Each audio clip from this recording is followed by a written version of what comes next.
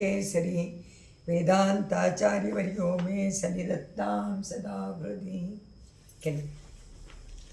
भरताय परं नमोऽस्तु तस्मै प्रथमोदाहरणाय भक्तिभाजां यदुपग्नमशेषतः पृथिव्यां प्रथितो राघवपादुका प्रभावगा इरली ಪದ್ಮರಾಗ ಪದ್ಧತಿಯಲ್ಲಿ 16ನೇ ಶ್ಲೋಕ, ಸಹಸ್ರದಲ್ಲಿ 596ನೇ ಶ್ಲೋಕ. ಸ್ವಾಮಿ ದೇಶಿಕರು ಪಾದುಕೆಯಲ್ಲಿ ಇರುವಂತಹ ಆ ಕೆಂಪು ರತ್ನಗಳ ಕಾಂತಿ, ಆ ಕಾಂತಿಯ ವಿಷಯವಾಗಿ ಪಾದುಕಾದೇವಿಯ ವೈಭವವನ್ನು ಕೊಂಡಾಡ್ತಾರೆ. ಯಾವ ರೀತಿ ಪರಮಾತ್ಮನ ಪಾದಗಳು, ಅವನ ಅಧರಗಳು, ಅವನ ಕಣ್ಣು, ಅವನ ಅಂಗೈಗಳು ಎಲ್ಲ ಕಮಲದಂತೆ ಇದೆಯೋ, ಕೆಂಪು ಕಮಲದಂತೆ. ಆ ಕೆಂಪು ಕಮಲಗಳೆಲ್ಲ ಯಾವುದರಿಂದ ಈ ಒಂದು ಶೋಭೆಯನ್ನು ಪಡ್ಕೊಳ್ತು ಅಂದರೆ ಆ ಪಾದುಕಾದೇವಿಯ ಕೆಂಪು ರತ್ನಗಳಿಂದ. ಪರಮಾತ್ಮನಿಂದಲೇ ಎಲ್ಲದಕ್ಕೂ ಶೋಭೆ, ಎಲ್ಲದಕ್ಕೂ ಪ್ರಕಾಶ. ನಾವೆಲ್ಲರೂ ಈಗ ಒಬ್ಬೊಬ್ಬರಿಗೆ ಒಬ್ಬರು ಕಾಣಿಸ್ತಾ ಇರೋದು, ಪ್ರಕೃತಿ ನಮಗೆ ಕಾಣಿಸ್ತಾ ಇರೋದು, ಇದೆಲ್ಲ ಪರಮಾತ್ಮನ ತೇಜಸ್ಸಿನಿಂದ. ಅದಿಲ್ಲ ಅಂತಂದರೆ ನಾವು ಕಾಣಿಸ್ತಾ ಇರಲಿಲ್ಲ, ನಮಗೇನು ನೋಡೋಕ್ಕೂ ಆಗ್ತಾ ಇರಲಿಲ್ಲ. ಅದೇ ಅಂಧ ತಮಿಸ್ರ. ಅದರಿಂದ ಅವ್ರು ಹೇಳ್ತಾರೆ ಇಲ್ಲಿ ಈ ಪದ್ಯದಲ್ಲಿ, ಅಮ್ಮ ಪಾದುಕಾದೇವಿ, ನಿನ್ನಲ್ಲಿರುವಂತಹ ಕೆಂಪು ರತ್ನಗಳ ಹೊಳಪು ಅಚ್ಚೆಷ್ಟು ಚೆನ್ನಾಗಿ ಕಾಂತಿಯನ್ನು ಬೀರಿ ಹೊಳೆಯುತ್ತಾ ಇದೆ. ನಿನ್ನನ್ನು ಧರಿಸಿಕೊಂಡು ಪರಮಾತ್ಮ ಉತ್ಸವದಲ್ಲಿ ಬರ್ತಾನೆ, ಸಂಚಾರ ಮಾಡೋಕ್ಕೆ ಬರ್ತಾನೆ. ಆಗ ನಿನ್ನಲ್ಲಿರುವಂತಹ ಬಿಳಿ ರತ್ನಗಳು ಜೊತೆಗೆ ಸೇರ್ಕೊಂಡ್ಬಿಡುತ್ತೆ, ಅದಿನ್ನೂ ಪ್ರಕಾಶ. ಕೆಂಪು ಬಿಳಿ ಎರಡೂ ಪ್ರಕಾಶ ಮಾಡಿ. ಅದನ್ನು ನೋಡಿದ್ರೆ ಇದೇ ಏನು ಅನಿಸುತ್ತೆ ಅಂದರೆ, ದೇವರ ನಖಗಳಿಂದ ಕಾಂತಿ ಬರುತ್ತೆ. ಅದು ಯಾವುದು? ಚಂದ್ರ ನಖಚಂದ್ರ ಮಂಡಲ. ನಖಗಳಿಂದ ಚಂದ್ರಮಂಡಲದಂತೆ ಬಿಳಿಗೆ ಆ ಹೊಳಪು ಬರುತ್ತೆ. ಅದು ಹೆಂಗೆ ಕಾಣಿಸುತ್ತೆ ಅಂದರೆ, ಹಾಲನ್ನು ಇದು ಕೆಂಪು ರತ್ನದ್ದು ಅಗ್ನಿಯಂತೆ, ಮುತ್ತುಗಳಿಂದು ಹಾಲು. ಅದರಿಂದ ಏನಾಗುತ್ತೆ, ಮುತ್ತು ಅಥವಾ ಬಿಳಿ ರತ್ನ ಹಾಲನ್ನು ಹೋಮ ಮಾಡ್ತಾ ಇರುವಂತೆ ಕಾಣಿಸುತ್ತೆ. ಅಗ್ನಿಗೆ ಹವಿಸನ್ನು ಹಾಕಬೇಕು, ಹಾಲನ್ನು ಹಾಕಬೇಕಾದ್ರೆ ಹೇಗೋ ಹಾಗೆ ನಖಚಂದ್ರ ಮಂಡಲದಿಂದ ಬರ್ತಾ ಇರುವಂತಹ ಬಿಳಿಗಿರುವಂಥ ಕಾಂತಿ ಹಾಲಿನಂತೆ, ಕೆಂಪಗಿರುವ ಕಾಂತಿ ಇದರಿಂದ ಬರ್ತಾ ಇರುವಂಥದ್ದು ಪಾದುಕೆಯಿಂದ, ಅದು ಅಗ್ನಿ ಅಂತ. ಸೊ ಅಗ್ನಿನಲ್ಲಿ ಹೋಮ ಮಾಡಿದಂತೆ ಅಂತ ಹೇಳ್ತಾ ಇದ್ದಾರೆ. ಅದಕ್ಕೆ ಹೇಳ್ತಾರೆ, ಸಂಪದ್ಯತೆ ತವ ಪದಾವನಿ ಪದ್ಮರಾಗೈ. ಅಮ್ಮ, ನಿನ್ನಲ್ಲಿ ಹುದುಗಿಸಿಟ್ಟಿರುವಂತಹ ಕೆಂಪು ರತ್ನಗಳ ಪ್ರಕಾಶ, ಪ್ರಸ್ಥಾನ ಮಾಂಗಳಿಕ ಹೋಮ ಹುತಾಶನ ಶ್ರೀ.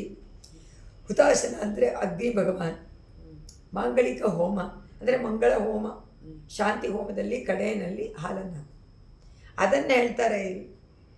ಸಂಪದ್ಯತೆ ಏರ್ಪಾಡು ಮಾಡಿಬಿಟ್ಟಿದ್ದಾರಂತೆ. ಯಾರು ಮಾಡಿದ್ದಾರೆ ಅಂದರು? ರಂಗನಾಥ ಮತ್ತು ಇವರಿಬ್ಬರು. ಪಾದಕೆ ಅಗ್ನಿ, ರಂಗನಾಥನ ಪಾದದ ನಖಗಳ ಕಾಂತಿ ಹಾಲು.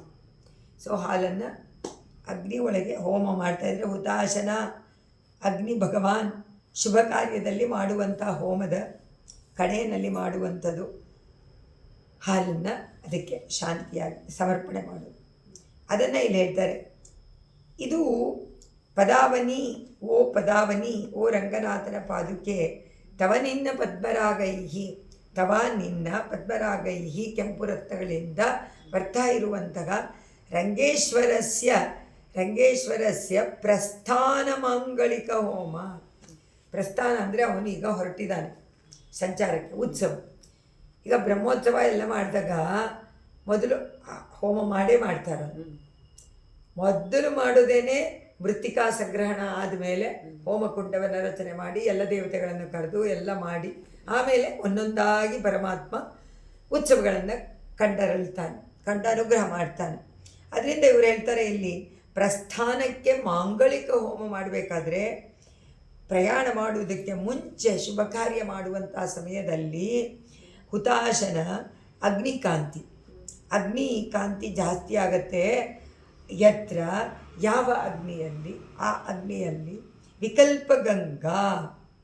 ವಿಕಲ್ಪಗಂಗಾ ಎಂತಿರುವಂತಹ ರುಚಿರ ಮನೋಹರವಾದ ರಂಗೇಶ್ವರಸ್ಯ ನಖರಶ್ಮಿಧಾರ, ರಂಗನಾಥನ ನಖರಶ್ಮಿ ಅಂದರೆ ತಿರ್ಗಾ ಕಿರಣಗಳು, ನಖಗಳಿಂದ ಬರ್ತಾ ಇರುವಂಥ ಕಿರಣಗಳ ಕಾಂತಿ ಪ್ರಭಾಗ, ಕ್ಷೀರಾಹುತಿ, ಕ್ಷೀರವನ್ನು ಆಹುತಿಯಾಗಿ ಸಮರ್ಪಣೆ ಮಾಡಿದಂತೆ ನನಗೆ ಕಾಣಿಸುತ್ತೆ ಅಂತ. ಇದು ಸ್ವಾಮಿ ದೇಶಿಗರಿಗೆ ಕಾಣಿಸ್ತಾ ಇರೋದು, ನಮಗೆಲ್ಲ ಏನು ಕಾಣಿಸಲ್ಲ, ನಮಗೇನು ಕಾಣಿಸಲ್ಲ. ನಾವು ಸುಮ್ಮನೆ ಪಾದುಕೆಯನ್ನು ನೋಡೋದೇ ಇಲ್ಲ. ಈಗ ನೀವು ಉತ್ಸವದಲ್ಲಿ ಹೋದಾಗ ಶಠಾರಿಯನ್ನು ಎಲ್ಲಿ ನೋಡ್ತೀವಿ, ನಾವು ಎಲ್ಲಿ ದರ್ಶನ ಮಾಡ್ತೀವಿ, ಎಲ್ಲೋ ಕೆಳಗಡೆ ಇಟ್ಟಿರ್ತಾರೆ ಅಂತ ಅಂದ್ಕೊಂಡ್ಬಿಡ್ತೀವಿ.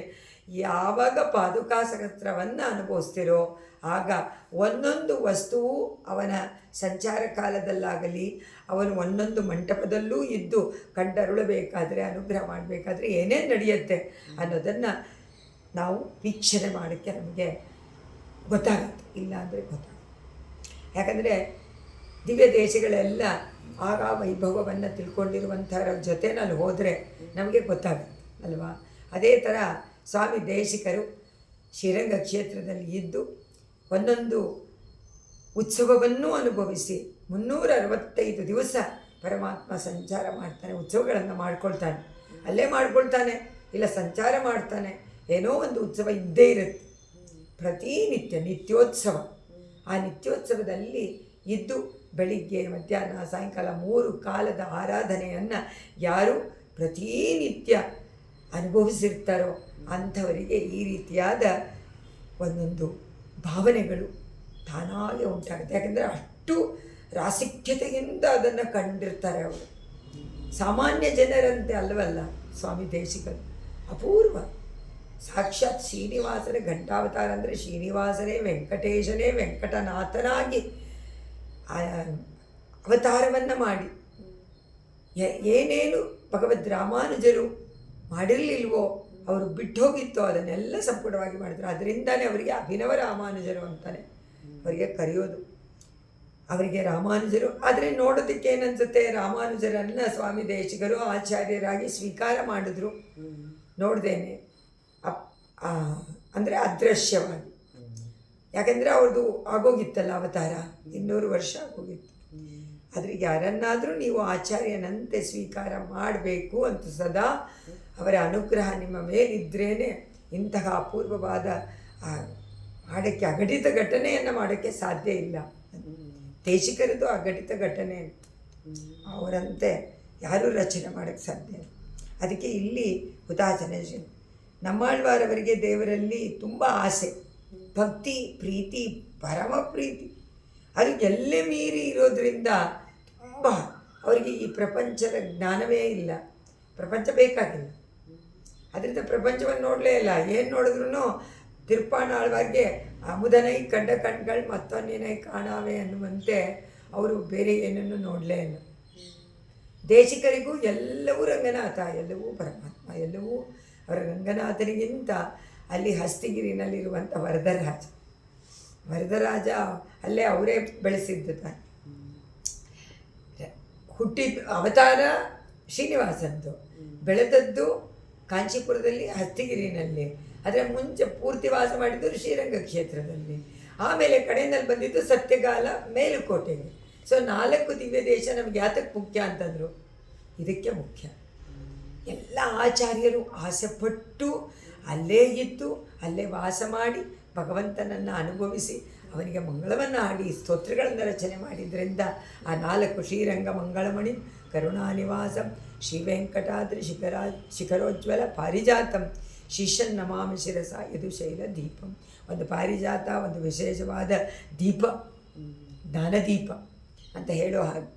ಅದರಿಂದ ಅವರಿಗೆ ಅಷ್ಟು ಅನುಭವ, ಅಷ್ಟು ಪ್ರೀತಿ ಆ ಪರಮಾತ್ಮನ ಅರ್ಚಾವತಾರದಲ್ಲಿ. ಇದೆಲ್ಲ ಅರ್ಚಾವತಾರ.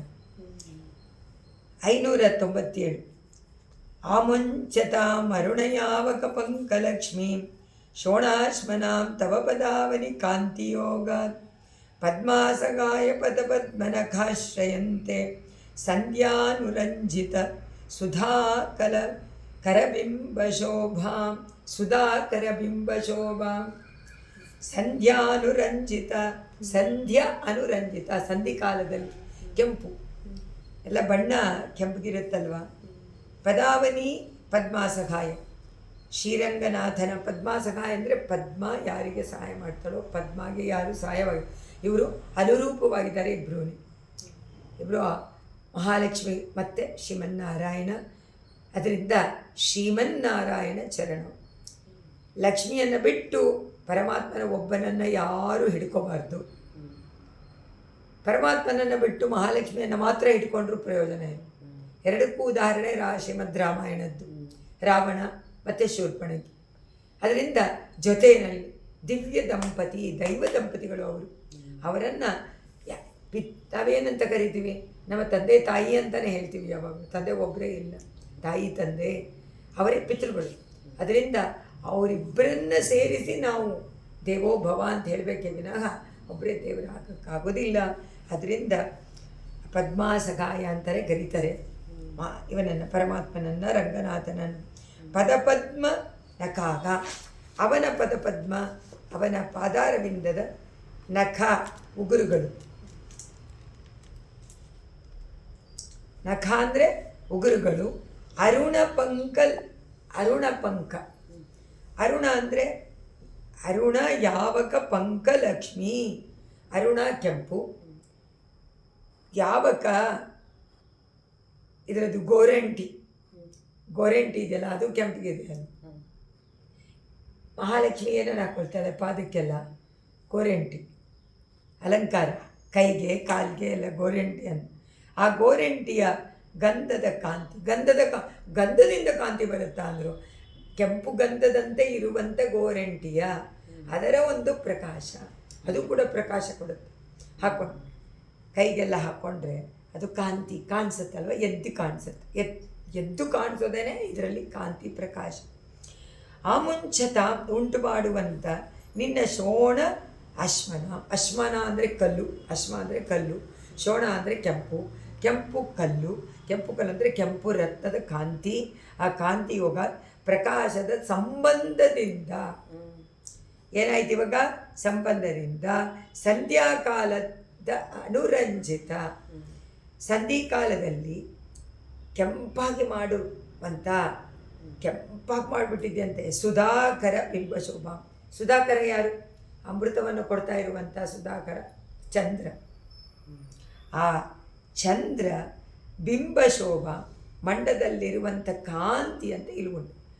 ಅಲ್ಲಿ ಆಕಾಶದಲ್ಲಿ ಚಂದ್ರಮಂಡಲದಲ್ಲಿ ಕಾಂತಿ ಇದೆ, ಅದು ಇಲ್ಲಿ ಉಂಟಾಗ್ಬಿಟ್ಟಿದೆಯಂತ. ಏನು ಉಂಟಾಗಿದೆ? ಪಾದಕ್ಕೆ ಕೆಂಪು ರತ್ನಗಳ ಕಾಂತಿ ನೋಡಿದರೆ ನನಗೆ ಏನು ಅನಿಸುತ್ತೆ ಅಂದರೆ, ಸ್ವಾಮಿ ದೇಶಿಕರು ಹೇಳ್ತಾರೆ, ಕೋರಂಟಿ ಸೊಪ್ಪನ್ನು ಚೆನ್ನಾಗಿ ಅರೆದು ಅದನ್ನು ಹಾಕ್ಕೊಂಡ್ರೆ ಅದಕ್ಕೆ ಉಗುರುಗಳಿಗೆ ಎಲ್ಲ ಕೆಂಪು ಬರುತ್ತೆ. ಮತ್ತು ಅದರಲ್ಲಿ ಒಂದು ತರಹ ಸ್ಮೆಲ್ ಇದೆ, ಗೋರಂಟಿ ಸ್ಮೆಲ್. ಅದು ದೇವರ ಪಾದಾರವಿಂದಗಳ ಉಗುರಿನ ಮೇಲೆ ಬಿದ್ದಾಗ ಕೆಂಪು, ಸಂಧ್ಯಾಕಾಲದಲ್ಲಿ ಸಂಜೆಯಲ್ಲಿ ನಾವು ಆಕಾಶವನ್ನು ನೋಡಿದಾಗ ಯಾವ ಒಂದು ಕೆಂಪು ಕಲರ್, ಕೆಂಪು ಮತ್ತು ಆರೆಂಜ್ ಎಲ್ಲ ಸೇರಿಕೊಂಡು ಒಂದು ತರಹ ಕಾಣಿಸುತ್ತಲ್ಲ, ಆ ಹೊತ್ತಿನಲ್ಲಿ ಚಂದ್ರಮಂಡಲ ಈ ಕೆಂಪು ಮೇಲೆ ಬಿದ್ದು ರೆಡ್ಡಾಗಿ ಬೆಳ್ಳಗೆ ಕಾಣಿಸುತ್ತಂತೆ. ಚಂದ್ರಮಂಡಲದಂತೆ ಕಾಣಿಸುತ್ತೆ. ಈಗ ಯಾವುದು? ಅಲ್ಲಿರೋದು ಎರಡೇ, ಒಂದು ಪಾದುಕ, ಇನ್ನೊಂದು ಪರಮಾತ್ಮನ ಪಾದ ಕೆಂಪಿದೆ, ಇಲ್ಲೂ ಕೆಂಪು ಕಲ್ಲಿದೆ. ಅಲ್ಲಿ ನಖ ಇದೆ, ನಖದಿಂದ ಚಂದ್ರ ಕಾಂತಿ ಉಂಟಾಗತ್ತೆ, ಇಲ್ಲೂ ಕಾಂತಿ ಉಂಟಾಗತ್ತೆ. ಆದರೆ ಪದ್ಮಾಸಗಾಯ ಅಂತ ಕರೆದಿದ್ದಾರಲ್ಲ, ಅದು ಲಕ್ಷ್ಮಿ ಅಂದರೆ ಅದು ಒಂದು ಸುಂದರವಾದ ಶೋಭೆ ಅಂತ. ಲಕ್ಷ್ಮಿ ಅಂದರೆ ಸಂಪತ್ತು. ಸೊ ಇಲ್ಲಿ ಏನು ಸಂಪತ್ತು? ಕಾಂತಿಯ ಸಂಪತ್ತು. ಗೋರಂಟಿ, ಕೆಂಪು ರತ್ನ, ನಖ, ಇದು ಮೂರನ್ನು ಇಟ್ಕೊಂಡಿದ್ದಾರೆ. ಇಟ್ಕೊಂಡು ಹೇಳ್ತಾರೆ, ಕೆಂಪು ರತ್ನ ಆ ಬರುವಂಥ ಕಾಂತಿ ನೋಡಿದರೆ, ಗೋರಂಟಿ ಚೆನ್ನಾಗಿ ಅರೆದು ಅದರಿಂದ ಬರುವಂಥ ಅದರಂತೆ ಇದೆ, ಅದರಂತೆ ಇದೆ. ದೇವರ ಅಡಿದಾವರೆಯಲ್ಲಿ ಇರುವಂಥ ಉಗುರುಗಳ ಜೊತೆಯಲ್ಲಿ ಸೇರಿಕೊಳ್ಳಿ. ಸೊ ಬಿಳಿ ಕೆಂಪು ಬಿದ್ದಾಗ ಕೆಂಪಾದ ಸಂಜೆ ಹೊತ್ತಿನಲ್ಲಿ ಚಂದ್ರ ಉದಯವಾದಾಗ ಹೇಗಿರುತ್ತೋ ಹಾಗಿದೆ ಅಂತ ಇಲ್ಲೇ ನಖಚಂದ್ರ. ಮತ್ತು ಗೋರೆಂಟಿಯಾಗಿ ಬಂತು, ಇಲ್ಲಿ ಕೆಂಪು ರಕ್ತದ ಕಾಂತಿಯನ್ನು ಗೋರೆಂಟಿಗೆ ಹೋಲಿಸಿದ್ದಾರೆ ಅಷ್ಟೇ. ಅಲ್ಲಿ ಗೋರೆಂಟು ಏನೂ ಇಲ್ಲ. ಆದರೆ ಪರಮಾತ್ಮನ ನಖಚಂದ್ರದ ಬಿಳಿಯ ಕಾಂತಿ ಚಂದ್ರಮಂಡಲವನ್ನು ಉಂಟು ಮಾಡಿದೆ. ಇದು ಕೆಂಪಾದ ಸಂಜೆಯಂತೆ ಇದು. ಇವಾಗ ಕೆಂಪು ರಕ್ತಗಳ ಕಾಂತಿ ಯಾವ ಬಣ್ಣದಲ್ಲಿರುತ್ತೆ? ಕೆಂಪಗೆ ಇರುತ್ತೆ. ಆದರೆ ಗೋರೆಂಟಿದು ಕೆಂಪಗೆ ಇರೋದಿಲ್ಲ. ಅದು ಅರ್ಧಾಗ ಹಸಿರಿಗಿರುತ್ತೆ, ಅದ್ರ ಜೊತೆಯಲ್ಲಿ ಇದಿರುತ್ತೆ ಅಲ್ವಾ. ಅದಕ್ಕೆ ಅವ್ರು ಹೇಳ್ತಾರೆ ಅದನ್ನು ಅರ್ಧಾಗ ಗಂಧದ ಕಾಂತಿ ಅಂತ ಹೇಳಿಬಿಟ್ಟಿದ್ದಾರೆ. ಅದಕ್ಕೆ ಹಸಿರಿನ ಕಾಂತಿ ಅಂತ ಹೇಳಿ, ಹಸಿರಿಗಿರುತ್ತಲ್ವ ಗೋರೆಂಟಿನ ಅರ್ಧ ಹಾಕಿಕೊಂಡು ತುಂಬ ಹೊತ್ತಾದ ಮೇಲೆ ಅದು ಕೆಂಪಾಗುತ್ತೆ ರಿಯಾಕ್ಷನ್ ಆಗಿ. ಅದರಿಂದ ಇದನ್ನು ಸರಿಯಾಗಿ ಅರ್ಥ ಮಾಡ್ಕೊಳ್ಬೇಕು. ಅದಕ್ಕೆ ಅವ್ರು ಹೇಳ್ತಾರೆ ಗಂಧದ ಕಾಂತಿ ಇಕ್ಕಿರ್ಲಿಲ್ಲ, ಗಂಧದ ಕಾಂತಿ ಇಕ್ಕಿರ್ದಿಲ್ಲ, ಬಟ್ ಅದು ಹಂಗೆ ಕಾಣಿಸತ್ತೆ ಅಂತಾರೆ. ಅದು ಆ ಕೆಂಪು ಅಂತ ಗೋರೆಂಟಿ ಬಂದ ತಕ್ಷಣ ಕೆಂಪು ಅಂತ ಮನಸ್ಸಿಗೆ ಬರುತ್ತಲ್ಲ, ಕೆಂಪು ಬಣ್ಣ ಕೊಡುತ್ತಲ್ಲ ಅದು. ಅದರಿಂದ ಆ ಕಾಂತಿ ಅಂದರೆ ಕಿರಣ ಅಂದರೆ ಪ್ರಕಾಶ, ಬಣ್ಣ ವರ್ಣ ಅಂತ ಇಟ್ಕೊಳ್ಳಿ. ಕೆಂಪು ರಕ್ತದಿಂದ ಕೆಂಪು ಕಲರ್, ಬಿಳಿ ರಕ್ತದಿಂದ ಬಿಳಿ ಕಲರ್, ಗೋರೆಂಟಿಯಿಂದ ಕೆಂಪು ಆಗತ್ತೆ. ಈಗ ನಖ ಅಂದರೆ ಬೆಳ್ಳಿಗಿರುತ್ತೆ. ಸೊ ಚಂದ್ರಮಂಡಲದಂತೆ ಉಂಟಾಗಿದೆ. ಸಾಯಂಕಾಲದ ವೇಳೆಯಲ್ಲಿ ಆಕಾಶ ಕೆಂಪಿಗಿರುತ್ತೆ, ಚಂದ್ರ ಬಂದಾಗ ಹೇಗಿರುತ್ತೋ ಹಾಗೆ ಇಲ್ಲಿ ಕೆಳಗಡೆ ಕೆಂಪಿಗೆ ಹಸಿರಿಗೆ ಎರಡೂ ಸೇರಿಕೊಂಡಿರುತ್ತೆ. ನಖಚಂದ್ರ ಮಂಡಲ ಅಲ್ಲಿ ಕಾಣಿಸ್ತಾ ಇದೆ ಅಂತ ಹೇಳ್ತಾರೆ. ಸೇರಿಕೊಂಡು ಅದರ ಜೊತೆಯಲ್ಲಿ ಸೇರಿಕೊಂಡು ಚಂದ್ರಮಂಡಲಂತೆ ಬಹಳ ಪ್ರಕಾಶವಾಗಿ ಕಾಣಿಸ್ತಾ ಇದೆ ಅಂತ ಇವರ ಆಶ್ರಯಂತೆ ಕಾಂತಿಯನ್ನು ಹೊಂದತ್ತೆ. 598 ಸ್ಥಾನೇ ತವಾಚ್ಯುತ ಪದಾವನಿ ಪದ್ಮರಾಗಾಗ ತೇಜೋಮಯಾಗ ಪ್ರಶಮಯಂತಿ ತಮೋಮದೀಯಂ ಚಿತ್ರಂ ತದೇತದಿಗ ಯಜ್ಜನಯಂತಿ ನಿತ್ಯಂ ರಾಗಾತ್ಮಕೇನ ಮಗಸ ರಜಸೋ ನಿವೃತ್ತಿಂ. ತಾಮಸ ರಜಸ ಎರಡನ್ನು ನಿವೃತ್ತಿ ಮಾಡುವಂಥದ್ದು ಅಂತ ಹೇಳಿ ಇದರಲ್ಲಿ ಎರಡರಲ್ಲಿ. ಯಾಕೆ ಅಂತಂದರೆ ಪಾದುಕಾನಲ್ಲಿ ಇರುವಂಥ ಕೆಂಪು ರತ್ನಗಳು ಅದು ತುಂಬ ಪ್ರಕಾಶದಿಂದ ನನ್ನ ಅಜ್ಞಾನ ಎನ್ನುವಂಥ ಕತ್ತಲನ್ನು, ತಮಸ್ ಅಂದರೆ ಅಜ್ಞಾನ, ಆ ಕತ್ತಲನ್ನು ಹೋಗಲಾಡಿಸತ್ತೆ. ತವ ಪದ್ಮರಾಗ ಇದು ನ್ಯಾಯ.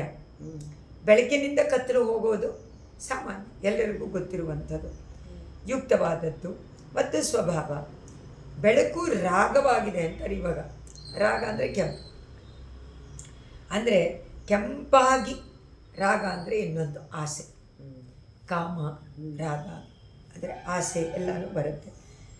ಆ ಆಸೆಯಾಗಿದೆ, ಅದು ರಜೋಗುಣವನ್ನು ಹೋಗಲಾಡಿಸುತ್ತೆ. ಯಾತಕ್ಕೆ? ರಜಸ್ಸು ರಜೋಗುಣವನ್ನು ರಜೋಗುಣದಿಂದಲೇ ನಿರ್ಮೂಲನೆ ಮಾಡಬೇಕು ಅಂತ ಹೇಳ್ತಾರೆ. ಆಸೆ ಎನ್ನುವಂಥ ರಾಗ ರಜೋಗುಣದಿಂದ ಉಂಟಾತು. ಇವಾಗ ಆಸೆ ಇಲ್ಲದೆ ಇದ್ದರೆ ಸಾತ್ವಿಕ, ಆಸೆ ಇದ್ದರೆ ರಾಜಸ. ಈಗ ತಮಸ ಯಾವುದು? ಅದಕ್ಕೆ ಆಸೆ ಪಡದೇ ಇರುವಂಥದ್ದು.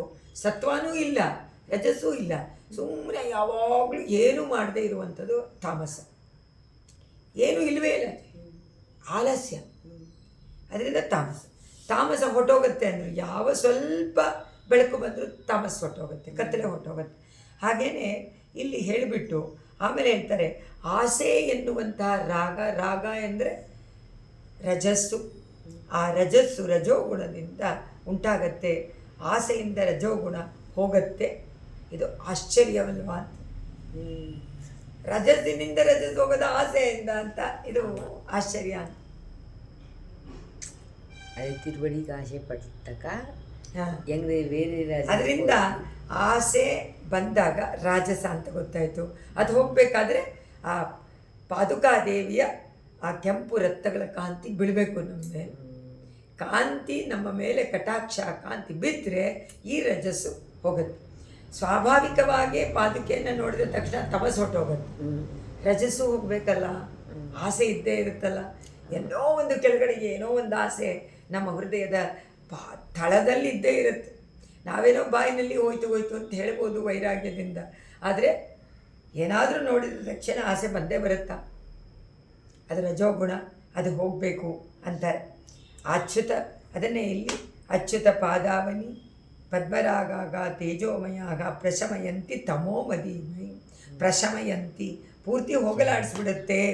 ತೇಜಸ್ಸಿನಿಂದ ಕೂಡಿರುವಂಥ ನಿನ್ನ ಪದ್ಮರಾಗದ ಕಾಂತಿ ಪೂರ್ತಿಯಾಗಿ ನನ್ನ ತಮಸ್ಸನ್ನು ಹೋಗಲಾಡಿಸತ್ತೆ. ಆದರೆ ವಿಚಿತ್ರಂ, ಇದು ತುಂಬ ಅತ್ಯಾಶ್ಚರ್ಯ. ತದೇತದೀಗ ಜನಯಂತಿ ನಿತ್ಯಂ ರಾಗಾತ್ಮಕೇನ. ನನಗೆ ಪ್ರತಿನಿತ್ಯ ಉಂಟಾಗ್ತಾ ಇರುವಂತಹ ಆ ರಜನಿ ಅಂತ ಹೇಳ್ತಾರೆ, ಅದು ಆ ರಾಗಾತ್ಮಕೇನ ಮಗಸ ರಜಸೋ ನಿವೃತ್ತಿ.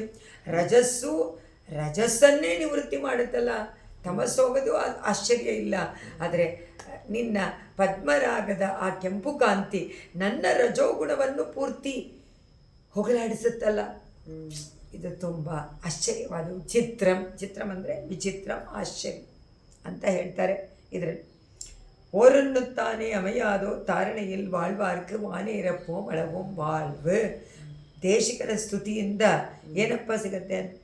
ಅಜ್ಞಾನ ಹೋಗುತ್ತೆ. ಆದರೆ ಪೂರ್ವಾಚಾರ್ಯರು ಬೇಕಾದಷ್ಟು ರಚನೆಗಳನ್ನು ಮಾಡಿದ್ದಾರೆ. ಅದರಲ್ಲಿ ಸ್ವಾಮಿ ದೇಶಿಕರನ್ನೇ ನಾವು ಉದಾಹರಿಸ್ಕೊಳ್ಬೇಕು. 120 ಪ್ರಬಂಧಗಳು ಅವ್ರದ್ದು. ನಾಟಕ ಏನು, ದೀರ್ಘ ಗದ್ಯವೇನು, ಮತ್ತು ಕಾವ್ಯಗಳೇನು. ಯಾದವಾಪ್ಯುದಯ ಎನ್ನುವಂಥದ್ದು ಸುಂದರವಾದ ಒಂದು ಕಾವ್ಯ. ಪಾದುಕಾಸಹಸ್ರ ಒಂದು ಮಹಾಕಾವ್ಯ ಅದಲ್ವಾ. ಹೊರನ್ನುತ್ತಾನೆ ಒಂದು ವಾಕ್ಯವೇ ನಮ್ಮ ಅನಿಷ್ಟಗಳನ್ನೆಲ್ಲ ಹೋಗಲಾಡಿಸಲ್ವಾ. ಇವರದ ವ್ಯಾಖ್ಯಾನಗಳು, ಇವರ ರಹಸ್ಯ ಗ್ರಂಥಗಳು, ರಹಸ್ಯ ಪ್ರಬಂಧಗಳು ಎಲ್ಲ ಎಷ್ಟು ಪರಮಾನಂದವನ್ನು ಕೊಡುವಂಥ ವಿಷಯಗಳಿಂದ ಕೂಡಿರುವಂಥದ್ದು. ಅದರಿಂದ ನಮಗೆ ಅಜ್ಞಾನ ದಿವ್ಯ ಪ್ರಬಂಧದಿಂದ ಹೋಗುತ್ತೆ. ಆದರೆ ಆಚಾರ್ಯರುಗಳ ವ್ಯಾಖ್ಯಾನ, ಅವರ ಉಪದೇಶ, ಅವರ ಉಪನ್ಯಾಸ ಅದೆಲ್ಲ ಏನನ್ನು ಹೋಗಲಾಡಿಸುತ್ತೆ? ಆಶ್ಚರ್ಯ ಅಂತಾರೆ. ರಜಸ್ಸನ್ನು ಹೋಗಲಾಡಿಸುತ್ತೆ. ಆಸೆಗಳನ್ನು ನಿವಾರಣೆ ಮಾಡಿ ವೈರಾಗ್ಯವನ್ನು ಉಂಟು ಮಾಡಿ ಭಕ್ತಿಯನ್ನು ಕೊಡುತ್ತೆ. ಭಕ್ತಿಯನ್ನು ಅಧಿಕವನ್ನಾಗಿ ಮಾಡು. ಪದ್ಮಾಕರಾಂತರ ವಿಕಾಸಿನಿ ರಂಗವರ್ತುವು ಪೀತ್ವಾ ಪದಾವನಿ ಮಧೂನಿ ಪದಾರವಿಂದೆ ಶೋಣೋಪಲದ್ಯುತಿಮಯೀಂ ಸುಭಗ ಪ್ರಚಾರ ಮನ್ಯೇ ಬಿಭರ್ಷಿ ಮಗತೀಂ ಮದರಾಗ ಶೋಭಾಂ. ಈ ಶ್ಲೋಕದಲ್ಲಿ ಸ್ವಾಮಿ ದೇಶಿಕರು ಹೇಳ್ತಾರೆ, ಅಮ್ಮ ಪಾದುಕೆ, ನಿನ್ನ ಕೆಂಪು ರತ್ನಗಳಿಂದ ಉಂಟಾಗುವಂಥ ಆ ಕಾಂತಿ, ಆ ಕಾಂತಿಯಿಂದ ಕೂಡಿರುವಂಥ ನಿನ್ನನ್ನು ರಂಗನಾಥ ಧಾರಣೆ ಮಾಡಿಕೊಂಡು ಸಂಚಾರ ಮಾಡ್ತಾನೆ. ನಿನ್ನ ಕೆಂಪು ಕಾಂತಿ ನೋಡಿದಾಗ ದೇವರ ಪಾದಗಳು ಎನ್ನುವಂಥ ತಾವರೆ, ಅದು ಪಾದ ಅರವಿಂದ. ಆ ತಾವರೆಗಳಲ್ಲಿರುವಂತಹ ಮಕರಂದವನ್ನು, ಅಮೃತವನ್ನು ಪಾನ ಮಾಡಿ ಮೈಯೆಲ್ಲ ಕೆಂಪಾಗ್ಬಿಟ್ಟು ಆಡ್ತಾ ಬೀಳ್ತಾ ನಡೆದು ಬರ್ತಾ ಇದೆಯೇನೋ ಅಂತ. ತಾವರೆಗಳಲ್ಲಿರುವ ಜೇನು, ಆ ಜೇನು ಏನು ಮಾಡುತ್ತೆ? ಮಕರಂದವನ್ನು ಕುಡಿದು ಅದಕ್ಕೆ ಮದ ಉಂಟಾಗುತ್ತೆ. ಮದ ಉಂಟಾದಾಗ ಸರಿಯಾಗಿ ಹೋಗೋಕ್ಕಾಗಲ್ಲ. ಜೇಂಕಾರ ಮಾಡಿಕೊಂಡು ಹಾಗೆ ಮುತೂರಾಡಿಕೊಂಡು ಹೋಗ್ತಾ ಇರುವಂತೆ ಆಡಿ ಪಾಡಿ. ಅಂದರೆ ಇಲ್ಲಿ ದೇವರ ಪಾದಾರವಿಂದ ಸೌಂದರ್ಯಕ್ಕೆ ಏನಾಗತ್ತೆ ಅಂದರು, ಮನಮೋಹಕವಾದದ್ದು. ಅದನ್ನು ನೋಡಿದ ತಕ್ಷಣ ಒಂದು ತರಹ ಮದ ಹಿಡಿಯುತ್ತೆ ಭಕ್ತರಿಗೆ. ಅಬ್ಬಾ ಎಷ್ಟು ಸುಂದರವಾಗಿದೆ ಅಂತ ಹೇಳಿ ಅವನ ಗುಣಗಳಿಗೆ, ಅವನ ಸೌಂದರ್ಯಕ್ಕೆ ಮೈ ಮರೆತು ಮೋಹಗೊಂಡು ಅತಿ ಆಸೆಯಿಂದ ಆ ಉತ್ಸವದಲ್ಲಿ ಸಂಚಾರ ಕಾಲದಲ್ಲಿ ಅವನ ಮುಂದೆ ಆಡಿ ಹಾಡಿ ಪಾಡಿ ಗುಣಗಾನವನ್ನು ಮಾಡಿ ಬಿದ್ದು ನಮಸ್ಕಾರಗಳನ್ನು ಮಾಡಿ ಎಷ್ಟಾಡಿದರೂ ತೃಪ್ತಿ ಆಗದಿಲ್ವೇನೋ ಅಂತ ಮೊದಲಿನಿಂದ ಕಡೆಯವರೆಗೂ ಆ ಉತ್ಸವದಲ್ಲಿ ಪಾಲ್ಗೊಂಡಿರ್ತಾರಲ್ಲ, ಅವರ ಸ್ಥಿತಿ ಹೀಗೆ. ಆ ಮಕರಂದವನ್ನು ಆಗತ್ತೆ. ಆದರೆ ಅನುಭವಕ್ಕೆ ನಮಗೆ ಶಕ್ತಿ ಬೇಕು. ಎಲ್ಲರಿಗೂ ಅನುಭವ ಸಿಗೋದಿಲ್ಲ. ಅನುಭವ ಸಿಗೋರು ನಿಜವಾಗಲೂ ಪುಣ್ಯ ಮಾಡಿರ್ತಾರೆ. ಭಗವಂತನ ಅನುಗ್ರಹ, ಆಚಾರ್ಯರ ಅನುಗ್ರಹದಿಂದ ಈ ಒಂದು ಅನುಭವ ಒಂದೊಂದು ಚೇತನನಿಗೂ ಉಂಟಾಗಬೇಕು. ಉಂಟಾಗತ್ತೆ ಆಸೆ ಇದ್ರೇ ಪರಮಾತ್ಮ ಒಂದು ದಾರಿಯನ್ನು ತೋರಿಸ್ತಾನೆ. ಇಲ್ಲದಿದ್ದರೆ ಇಲ್ಲ. ಪಾದಾವನಿ ಪ್ರಸುಮರಸ್ಯ ಕರೇರ್ಯುಗಸ್ಯ. ಇದರಲ್ಲಿ ಅರ್ಥ ಏನು?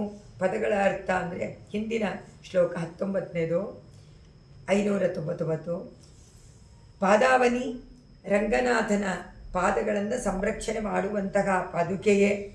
ತ್ವಂ ನೀನು ಪದ್ಮಾಕರಾಂತರ ವಿಕಾಸಿನಿ, ಮಹಾಲಕ್ಷ್ಮಿಯ ಕೈಗಳ ಮಧ್ಯದಲ್ಲಿ ಪ್ರಕಾಶವಾಗಿದೆ. ಪದ್ಮಾಕರ ಅಂತರ ವಿಕಾಸಿನಿ, ತಾವರೆಯ ಕೊಳದ ನಡುವೆ ಅರಳಿರುವಂಥ. ರಂಗವರ್ತುವು ಶ್ರೀರಂಗನಾಥನ ಪದಾರವಿಂದೆ, ಪಾದಾರವಿಂದಗಳಲ್ಲಿರುವ, ಅರವಿಂದದಲ್ಲಿ ಪಾದಾರವಿಂದ ಅಂದರೆ ತಾವರೆವಂತೆ ಇರುವಂಥದ್ದು. ತಾವರೆಯಲ್ಲಿ ಏನಿರುತ್ತೆ? ಮಕರಂದ. ಆ ಮಕರಂದ ಮಧುನಿ ಮಾದಕ ರಸವನ್ನು ಪೀತ್ವ, ಅದನ್ನು ಕುಡಿದು ಅನುಭವಿಸಿ, ಶೋಣ ಉಪಲ ಮೃತಿಮಯಿ, ಕೆಂಪು ರಕ್ತಗಳ ಕಾಂತಿ ಸ್ವರೂಪವಾದ, ನಿನ್ನ ರಕ್ತಗಳಿಂದ ಉಂಟಾಗುವಂಥ ಕಾಂತಿ ಕೆಂಪಗಿದೆ. ಅದು ಸುಭಗ ಪ್ರಚಾರ, ಮನೋಹರವಾದ ಸಂಚಾರ, ಅತಿಶಯವಾದ ಸಂಚಾರ. ಪರಮಾತ್ಮನ ಪಾದಾರವಿಂದದ ಮಕರಂದನ ಕುಡಿದ ಮೇಲೆ ಒಬ್ಬ ಚೇತನನಿಗೆ, ಒಬ್ಬ ಭಕ್ತನಿಗೆ ಏನನ್ಸುತ್ತೆ? ಎಷ್ಟು ಉತ್ಸಾಹ ಉಂಟಾಗತ್ತೆ ಅಂದರೆ ಆಡಿಕೊಂಡು ಕುಣ್ಕೊಂಡು ನೃತ್ಯ ಮಾಡಿಕೊಂಡು ಅನುಭವಿಸಿ. ಅದನ್ನು ಹೇಳ್ತಾರೆ, ಮಹತೀಂ ತುಂಬ ಹೆಚ್ಚಾದ ಮದರಾಗ ಶೋಭಾ, ಕೊಬ್ಬಿನಿಂದ ಉಂಟಾದಂಥ ಕೆಂಪು ಕಾಂತಿಯನ್ನು ಉಂಟು ಮಾಡುತ್ತೆ. ಕಮಲ ಪುಷ್ಪದಲ್ಲಿ ಜೇನನ್ನು ಕುಡಿದಂಥ ಜೇನು ಯಾವ ರೀತಿ ಜೇಂಕಾರ ಮಾಡಿ ಅತಿ ಆಶ್ಚರ್ಯವಾಗಿ ಅನುಭವಿಸುತ್ತೋ ಆ ಥರ ಸಂಚಾರದಲ್ಲಿ ಬರುವಂಥ ರಂಗನಾಥನ ಪಾದಾರವಿಂದವನ್ನು ಕಂಡು ಅದು ಹೇಗಿರುತ್ತೆ? ಅದಕ್ಕೆ ಕಾಂತಿ ಇನ್ನೂ ಜಾಸ್ತಿ ಆಗಿಬಿಡುತ್ತಲ್ಲ. ಈ ಪಾದುಕಾದೇವಿಯ ಕಾಂತಿ ಬೇರೆ ಬೀಳುತ್ತಲ್ಲ, ಅದು ಬಿದ್ದಾಗ ಏನನ್ಸುತ್ತೆ? ಜೇನು ಅದನ್ನು ಕುಡಿದು ಬರ್ತಾ ಇದೆಯೇನೋ ಅನ್ನೋದು. ಆದರೆ ನಿಜವಾಗಿ ನೋಡಿದ್ರೆ ಚೇತನರು ಭಕ್ತರು ಪರಮಾತ್ಮನ ಉತ್ಸವವನ್ನು ಕಂಡು ಪರಮಾನಂದ ಭರಿತರಾಗಿ ಆನಂದ ಪಡ್ತಾರೆ, ಉತ್ಸಾಹದಿಂದ ಅದರಲ್ಲಿ ಪಾಲ್ಗೊಳ್ತಾರೆ. ಉತ್ಸವ ಅಂದ್ರೇ ಅದು ಅವನ ಗುಣಗಳಿಗೆ, ಅವನ ಸೌಂದರ್ಯಕ್ಕೆ ಮಾರು ಹೋಗಿ ಮದ ಹಿಡಿದವರಂತೆ ಅವರು ಕೊಂಡಾಡ್ತಾ ಇರ್ತಾರೆ. ಪರಮಾತ್ಮನ ಹುಚ್ಚರಾಗ್ಬಿಡ್ತಾರೆ. ಪೇಯರೇ ಎನಕ್ಕೆ ಯಾವರೋ ಜಾನುಮೋರ್ ಪೇಯನೇ. ಅದರಿಂದ ಕುಲಶೇಖರ ಪೆರುಮಾಳು ಹೇಳುವಂತೆ ಹುಚ್ಚು, ನಾನೇ ಹುಚ್ಚು ಅಂತ, ನನಗೆ ರಂಗನಾಥನ ಮೇಲೆ ಹುಚ್ಚಿಟ್ಟಿದೆ. ಅಯ್ಯನೇ ಅರಂಗ ಎನ್ನಳೈಕಿನ್ನೆ ಬೇಯನಾಯ್ ಉಳಿಂದೇನ್ ಎಂತನ್ ಮಾಲುಕ್ಕೆ. ನನ್ನ ಆಶ್ರಿತ ವಾತ್ಸಲ್ಯಭರಿತನಾದ ಆ ಪರಮಾತ್ಮನಿಗೆ ನಾನು ಹುಚ್ಚನಾಗ್ಬಿಟ್ಟೆ ಅಂತ ಅವರೇ. ಪೇಯನಾಯ್ ಉಳಿಂದೆ, ನಾನು ಕಡೆಯವರೆಗೂ ಹುಚ್ಚಿಡಿದು ಕಡೆಯವರೆಗೂ ಹುಚ್ಚನಾಗೆ ನಾನು ಹೋದೆ. ಅದು ಕಡಿಮೆ ಆಗಲೇ ಇಲ್ವಲ್ಲ, ಅಲ್ಲಿ ಹೋದರೂ ತೃಪ್ತಿ ಆಗಲ್ವಲ್ಲ, ಅದರಿಂದ ಹುಚ್ಚು ಜಾಸ್ತಿ ಆಯಿತು ಅಂತ ಅರ್ಥ. 600ನೇ ಪಾಶುರ. ಪಾದಾವನಿ ಪ್ರಸುಮರಸ್ಯ ಕಲೇರ್ಯುಗಸ್ಯ ಪ್ರಾಯೇಣ ಸಂಪ್ರತಿ ನಿವಾರಯಿತುಂ ಪ್ರವೇಶಂ ಶ್ರೀರಂಗಸೀಮ್ನಿ ತವ ಶೋಣಮಣಿ ಪ್ರಸೂತಗ ಪ್ರಾಕಾರಮಗ್ನಿಮಯಂ ಆರಭತೆ ಪ್ರಕಾಶಗ. ಆರಂಭವಾಗುತ್ತೆ ಪ್ರಕಾಶ ಅಂತಾರೆ. ಅಗ್ನಿಮಯಂ, ಕೆಂಪು ಬಣ್ಣ ಯಾವಾಗಲೂ ಜ್ವಾಲೆ ಅಗ್ನಿಯನ್ನು ತೋರಿಸತ್ತೆ, ಅಗ್ನಿಯ ಕಾಂತಿಯಂತೆ. ಅದರಿಂದ ನಿನ್ನ ರಕ್ತಗಳ ಕೆಂಪು ರಕ್ತಗಳ ಕಾಂತಿ ಅಗ್ನಿಯ ಜ್ವಾಲೆಯಂತೆ ಪ್ರಕಾಶವಾಗಿದೆ ಅಂತಾರೆ ಈ ಶ್ಲೋಕದಲ್ಲಿ. ಅದನ್ನು ನೋಡಿದರೆ ಎಲ್ಲಿ ನೋಡಿದರೂ ಕಲಿ ಪ್ರವೇಶ, ಎಲ್ಲಿ ನೋಡಿದ್ರೂ ನಿಮಗೆ ಕಲಿ ಪ್ರವೇಶ ಕಾಣಿಸುತ್ತೋ ಇಲ್ಲ, ಪ್ರವೇಶ ಮಾಡಿದಾನೋ ಇಲ್ಲ, ಎಲ್ಲೆಲ್ಲೂ ಇದ್ದಾನೆ. ಕಲಿ ಶ್ರೀರಂಗದಲ್ಲಿ ಬರ್ದಿಲ್ವಂತ, ಶ್ರೀರಂಗದಲ್ಲಿ ಇಲ್ಲ ಅಂತಾರೆ. ಶ್ರೀರಂಗಕ್ಕೆ ಅಗ್ನಿಯಿಂದ ಒಂದು ಕೋಟೆ ಕಟ್ಟಿಬಿಟ್ಟಿದ್ದಾರೆ. ಅಗ್ನಿ ಯಾವುದು? ಪಾದುಕಾದೇವಿಯ ರಥಗಳ ಕಾಂತಿ ಎನ್ನುವಂಥ ಕೋಟೆ.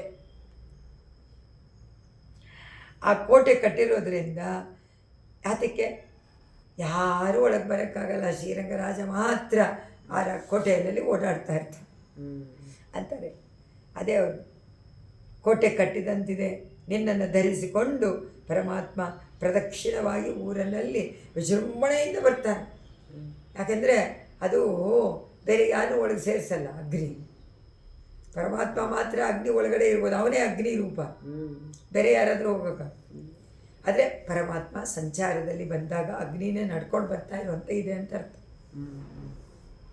ಯಾವುದರಿಂದ? ಆ ಕಾಂತಿಯಿಂದ, ಪಾದುಕಾದೇವಿಯ ರತ್ನಗಳ ಕಾಂತಿ.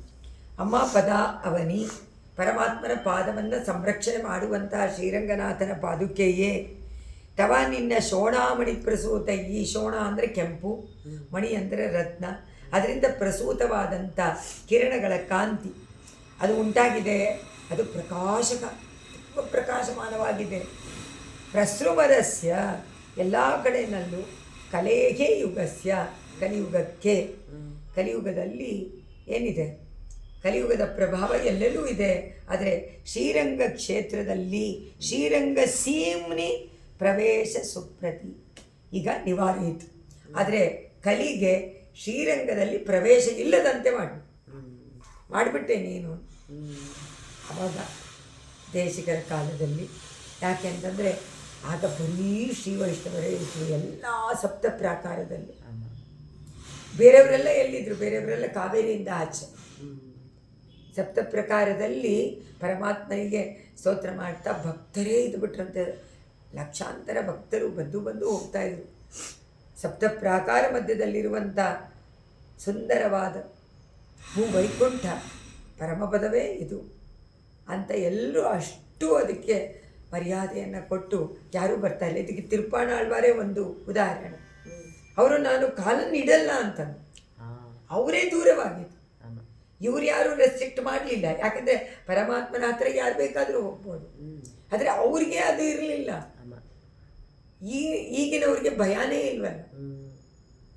ಆದರೆ ಪರಮಾತ್ಮ ಏನು ಬರಬೇಡಿ ಅಂತ ಹೇಳೋದಿಲ್ಲ. ಆದರೆ ಅವರವ್ರಿಗೆ ಗೊತ್ತಿರುತ್ತೆ ನಾವು ಎಷ್ಟು ಪವಿತ್ರವಾಗಿದ್ದೀವಿ, ಹೇಗಿದ್ದೀವಿ ಅಂತ. ಆದರೆ ಹೇಗಿದ್ದರೂ ಪರಮಾತ್ಮನ ಮುಂದೆ ಬರ್ಬೋದು ಅನ್ನೋದು ಭಗವಂತನಿಗೆ ಎಲ್ಲರೂ ಒಂದೇ, ಎಲ್ಲರೂ ಅವನ ಮಕ್ಕಳಲ್ವ. ಸೊ ಎಲ್ಲರಿಗೂ ಅರ್ಹತೆ ಉಂಟು, ಯಾರಿಗೂ ಅರ್ಹತೆ ಇಲ್ಲ ಅಂತ ಹೇಳೋದಕ್ಕೆ ಸಾಧ್ಯನೇ ಇಲ್ಲ. ಆದರೆ ಆಗಿನ ಕಾಲದಲ್ಲಿ ಹಾಗಿತ್ತು.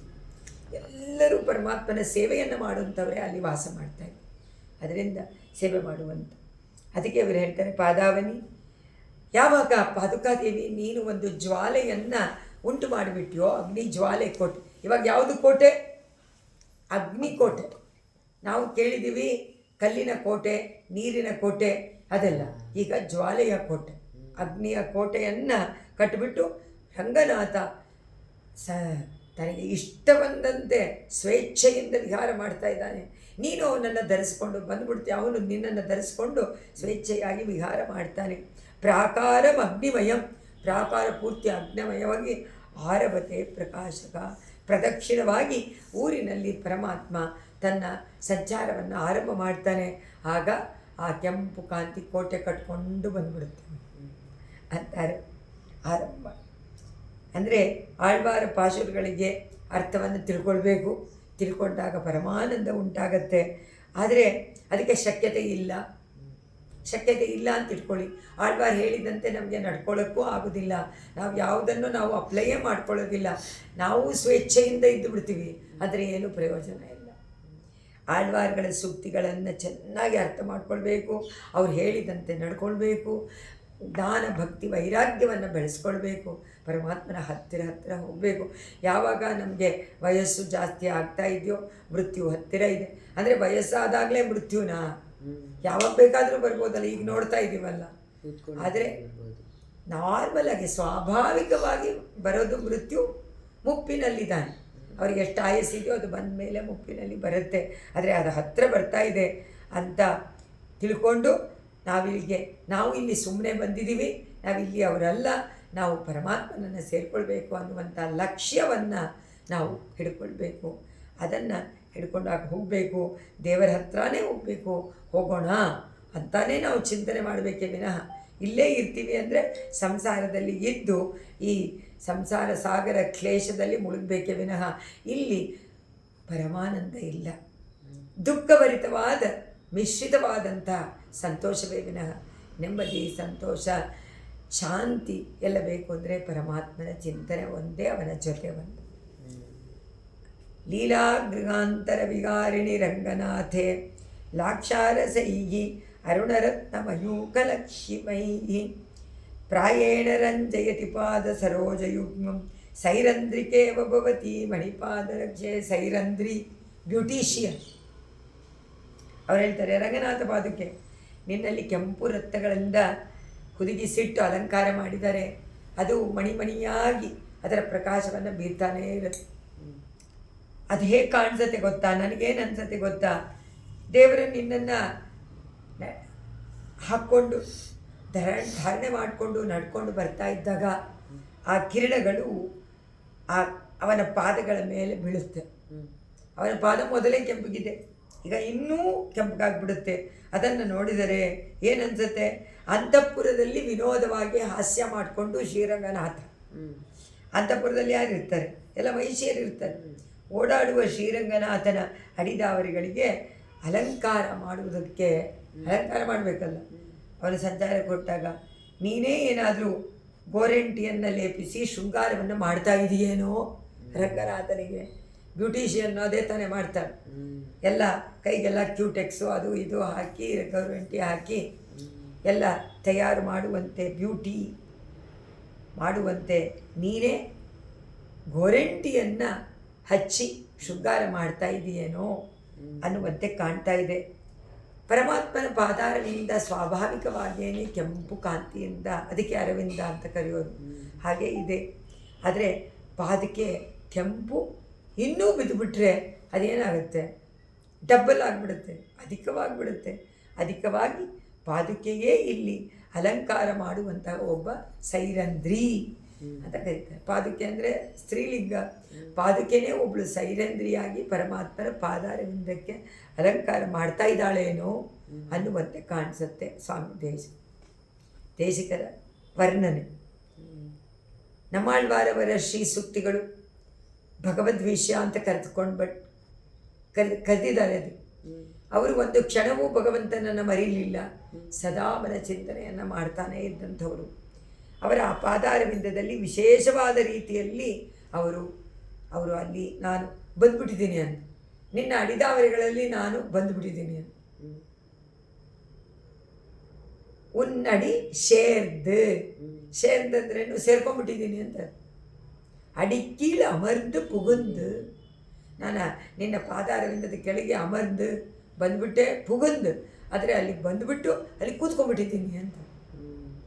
ಇನ್ನೂ ಎಷ್ಟೊಂದು ಕಡೆಯಲ್ಲಿ ಪರಮಾತ್ಮನ ಮುಡಿಚೋದಿ ಅವನದು ಅಡಿಚೋದಿ ಆಡೆಯುಡು, ನಿನ್ನ ಪಾದಾರವಿಂದದ ಜ್ಯೋತಿಗೆ ಎಷ್ಟು ಸುಂದರ, ನಿನ್ನ ಮುಖ ಸುಂದರ ಅಂತ ಹೇಳುವಂತೆ ಆಳ್ವಾರವರ ಸೂಕ್ತಿಗಳು ಅಷ್ಟು ಸೊಗಸಾಗಿ ಭಗವದ್ ವಿಷಯವಾಗಿ ಭಗವಂತನ ಸೌಂದರ್ಯ, ಲಾವಣ್ಯ, ಮಾಧುರ್ಯ, ಎಲ್ಲವನ್ನೂ ಗಾಂಭೀರ್ಯವನ್ನೂ ಕೂಡ ಎಷ್ಟೊಂದು ಗುಣಗಾನವನ್ನು ಮಾಡಿದ್ದಾರೆ ಸ್ವಾಮಿ ನಮ್ಮಾಳ್ವಾರ್. ಅವರ ಪಾಶುರಗಳಲ್ಲಿ ಕೇಳ್ತಾ ಕೇಳ್ತಾ ಕೇಳ್ತಾ ಯಾರ ಮನಸ್ಸಾದ್ರೂ ಕೂಡ ಅದು ಸೂರ್ಯ ಹೊಡೆದು ಬಿಡುತ್ತೆ, ಅದನ್ನು ಯೋಗಿ ವರಿಯರನ್ನಾಗಿ ಮಾಡಿಬಿಡುತ್ತೆ. ಅಂತಹ ಶ್ರೀಕೃಷ್ಣನನ್ನು ಸಂದರ್ಶಿಸಿ ಆನಂದ ಪಡಬೇಕಾದ್ರೆ ಆ ಗೋಪಿಕಾ ಸ್ತ್ರೀಯರು ಎಷ್ಟು ಅನುಭವಿಸಿದ್ರೋ, ನಾವು ಗೋಪಿಕೆಯರಂತೆ ಸ್ತ್ರೀಯಾಗಿ ಹುಟ್ಟಬೇಕು ಅಂತ ಬೇರೆಯವರೆಲ್ಲ ಅನ್ಕೋತಾರೆ. ಗೋಪಿಗೆ ಕೊಟ್ಟಂತಹ, ಗೋಪಿಯರಿಗೆ ಕೊಟ್ಟಂತಹ ಆ ಅನುಭವವನ್ನು ನಮಗೂ ಕೊಡಬೇಕಲ್ಲ, ನಾವು ಸ್ತ್ರೀಯಾಗಿ ಹುಟ್ಟಬಾರ್ದಾಗಿತ್ತ ಅಂತ ಅಂದ್ಕೊಳ್ತಾರಲ್ಲ. ಹಾಗೆ ಇಲ್ಲಿ ಪಾದುಕಾದೇವಿ ಆಗ್ಬಿಟ್ಟಿದ್ದಾಳೆ, ಅವಳು ಸೈರಂಧ್ರಿ ಆಗಿಬಿಟ್ಟಿದ್ದಾಳೆ. ಈಗ ಅದನ್ನು ಇದರಲ್ಲಿ ಹೇಳಿದ್ರು, ಸಂಧ್ಯಾ ತಪಾಂತರಿ ತಾರಕ ಪಂಕ್ತಿ ಲಕ್ಷ್ಮೀ ಅಂದರೆ ರಕ್ತಗಳ ಸಾಲುಗಳ ಕಾಂತಿ ಭಜಂತೆ ಸೌಂದರ್ಯವನ್ನು ಹೊಂದತ್ತೆ ಅಂದರು. 602ನೇ ಶ್ಲೋಕ. ರಂಗೇ ಚತುರ್ವ್ಯರತೋ ಮಣಿಪಾದರಕ್ಷೆ ರಥ್ಯಾಂತರೇ ಸುಮನಸಗ ಪರಿಕೀರ್ಯಮಾಣಾಗ ತ್ವತ್ಪದ್ಮರಾಗ ಕಿರಣ ಚುರಣಾದ್ ಭಜಂತೆ ಸಂಧ್ಯಾತಪಾಂತರಿತಾರಕ ಪಂಕ್ತಿ ಲಕ್ಷ್ಮೀಂ. ಅಮ್ಮ ಪಾದುಕಾದೇವಿ, ರಂಗನಾಥ ಒಂದೊಂದು ಬೀದಿನಲ್ಲೂ ಒಂದೊಂದು ದಿವಸ ಸಂಚಾರವನ್ನು ಮಾಡೋಕ್ಕೋಸ್ಕರವಾಗಿ ಬರ್ತಾನೆ. ಉತ್ತರ ಬೀದಿ, ಚಿತ್ರವೀದಿ ಅಂತೆಲ್ಲ ಇದೆಯಲ್ಲ, ಅಲ್ಲಿ ಮಣಿಪಾದಿಕೆಯನ್ನು ಹಾಕ್ಕೊಳ್ಳದೆ ಬರೋದೇ ಇಲ್ಲ ರಂಗನಾಥ. ಎಲ್ಲರೂ ಬಂದು ಉತ್ಸವದಲ್ಲಿ ಬಂದಾಗ ಕೈನಲ್ಲಿ ಹೂವನ್ನು ಇಟ್ಕೊಂಡು ಎರಚುತ್ತಾರೆ, ಅಂದರೆ ಅರ್ಚನೆ ಮಾಡ್ತಾರೆ. ಆದರೆ ನಾವೆಲ್ಲ ಅರ್ಚಕರಿಗೆ ಕೊಡ್ತೀವಿ, ಅವರು ಅರ್ಚನೆ ಮಾಡ್ತಾರೆ. ಕೆಲವರೆಲ್ಲ ಏನು ಮಾಡ್ತಾರೆ, ಅಲ್ಲೇ ನಿಂತ್ಕೊಂಡು ತಾವೇ ಎರಚಿಬಿಡ್ತಾರೆ. ಈಗ ರಥದಲ್ಲಿ ಬರ್ತಾ ಇರುವಂಥ ಪರಮಾತ್ಮನಿಗೆ ಹಾಗೆ ಕೈನಲ್ಲಿ ಬಾಳೆಹಣ್ಣು, ಅಕ್ಕಿ ಏನೇನೋ ಇಟ್ಕೊಂಡು ಎರಚುತ್ತಾರೆ. ಎರಚಬಾರ್ದು, ಯಾಕಂದರೆ ಅದು ಯಾರಿಗೆ ಬೀಳುತ್ತೋ ಅವರಿಗೆ ಪೆಟ್ಟಾಗತ್ತೆ. ಕಾಸೆಲ್ಲ ಹಾಕ್ತಾರೆ, ಕಾಸೆಲ್ಲ ಈಗ ಹಳ್ಳಿಗಳೆಲ್ಲ ಅದೇ ಥರ ಅವರು ಅಭ್ಯಾಸ ಮಾಡ್ಕೊಂಡ್ಬಿಟ್ಟಿದ್ದಾರೆ. ಯಾರು ಹೇಳಿದ್ರು ಕೇಳಲ್ಲ. ರಥ ಎಳಿಬೇಕು ಅಂದರೆ ತಕ್ಷಣವೇ ಆ ಬಾಳೆಹಣ್ಣು ಅದನ್ನು ಕೆಳಗಾಗ್ಬಿಡ್ತಾರೆ, ಅದು ಕೆಳಗೆ ಬೀಳುತ್ತೆ, ಅದನ್ನು ಜಾರಿ ಬೀಳ್ತಾರೆ ಎಷ್ಟೊಂದು ಜನ. ಅದರಿಂದ ಅನಾಹುತವಾಗುತ್ತೆ. ಅದು ಮಾಡಬಾರ್ದು. ಏನನ್ನು ಹಾಕ್ಬಾರ್ದು. ಪರಮಾತ್ಮನಿಗೆ ಅರ್ಚಕರ ಕೈನಲ್ಲಿ ಕೊಡಬೇಕು, ಅವ್ರ ಮಾತು. ಯಾಕೆಂದರೆ ನಮ್ಮ ಕೈ ಅಶುದ್ಧವಾಗಿರೋದು, ಶುದ್ಧಿ ಇಲ್ಲ. ಅಲ್ಲಿ ಅಶುದ್ಧವಾದ ಕೈನಲ್ಲಿ ಅದನ್ನು ಇಟ್ಕೊಂಡಾಗ ಅದಕ್ಕೆ ಅಶುದ್ಧಿ ಬಂತು ಆ ಪದಾರ್ಥಕ್ಕೆ. ಆ ಪದಾರ್ಥವನ್ನು ಡೈರೆಕ್ಟಾಗಿ ಹೇಗೆ ಕೊಡೋದು ಪರಮಾತ್ಮ? ಅರ್ಚಕರು ಏನು ಮಾಡ್ತಾರೆ? ಆ ತೀರ್ಥದಿಂದ ಅದನ್ನು ಪ್ರೋಕ್ಷಣೆ ಮಾಡ್ತಾರೆ.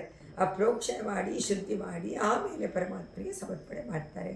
ಅದರಿಂದ ನಾವು ಡೈರೆಕ್ಟಾಗಿ ಯಾವತ್ತೂ ಪರಮಾತ್ಮನಿಗೆ ಯಾವ ಉತ್ಸವರಿಗಾಗಲಿ ಯಾರಿಗಾದ್ರೂ ಏನು ಹಾಕ್ಬಾರ್ದು.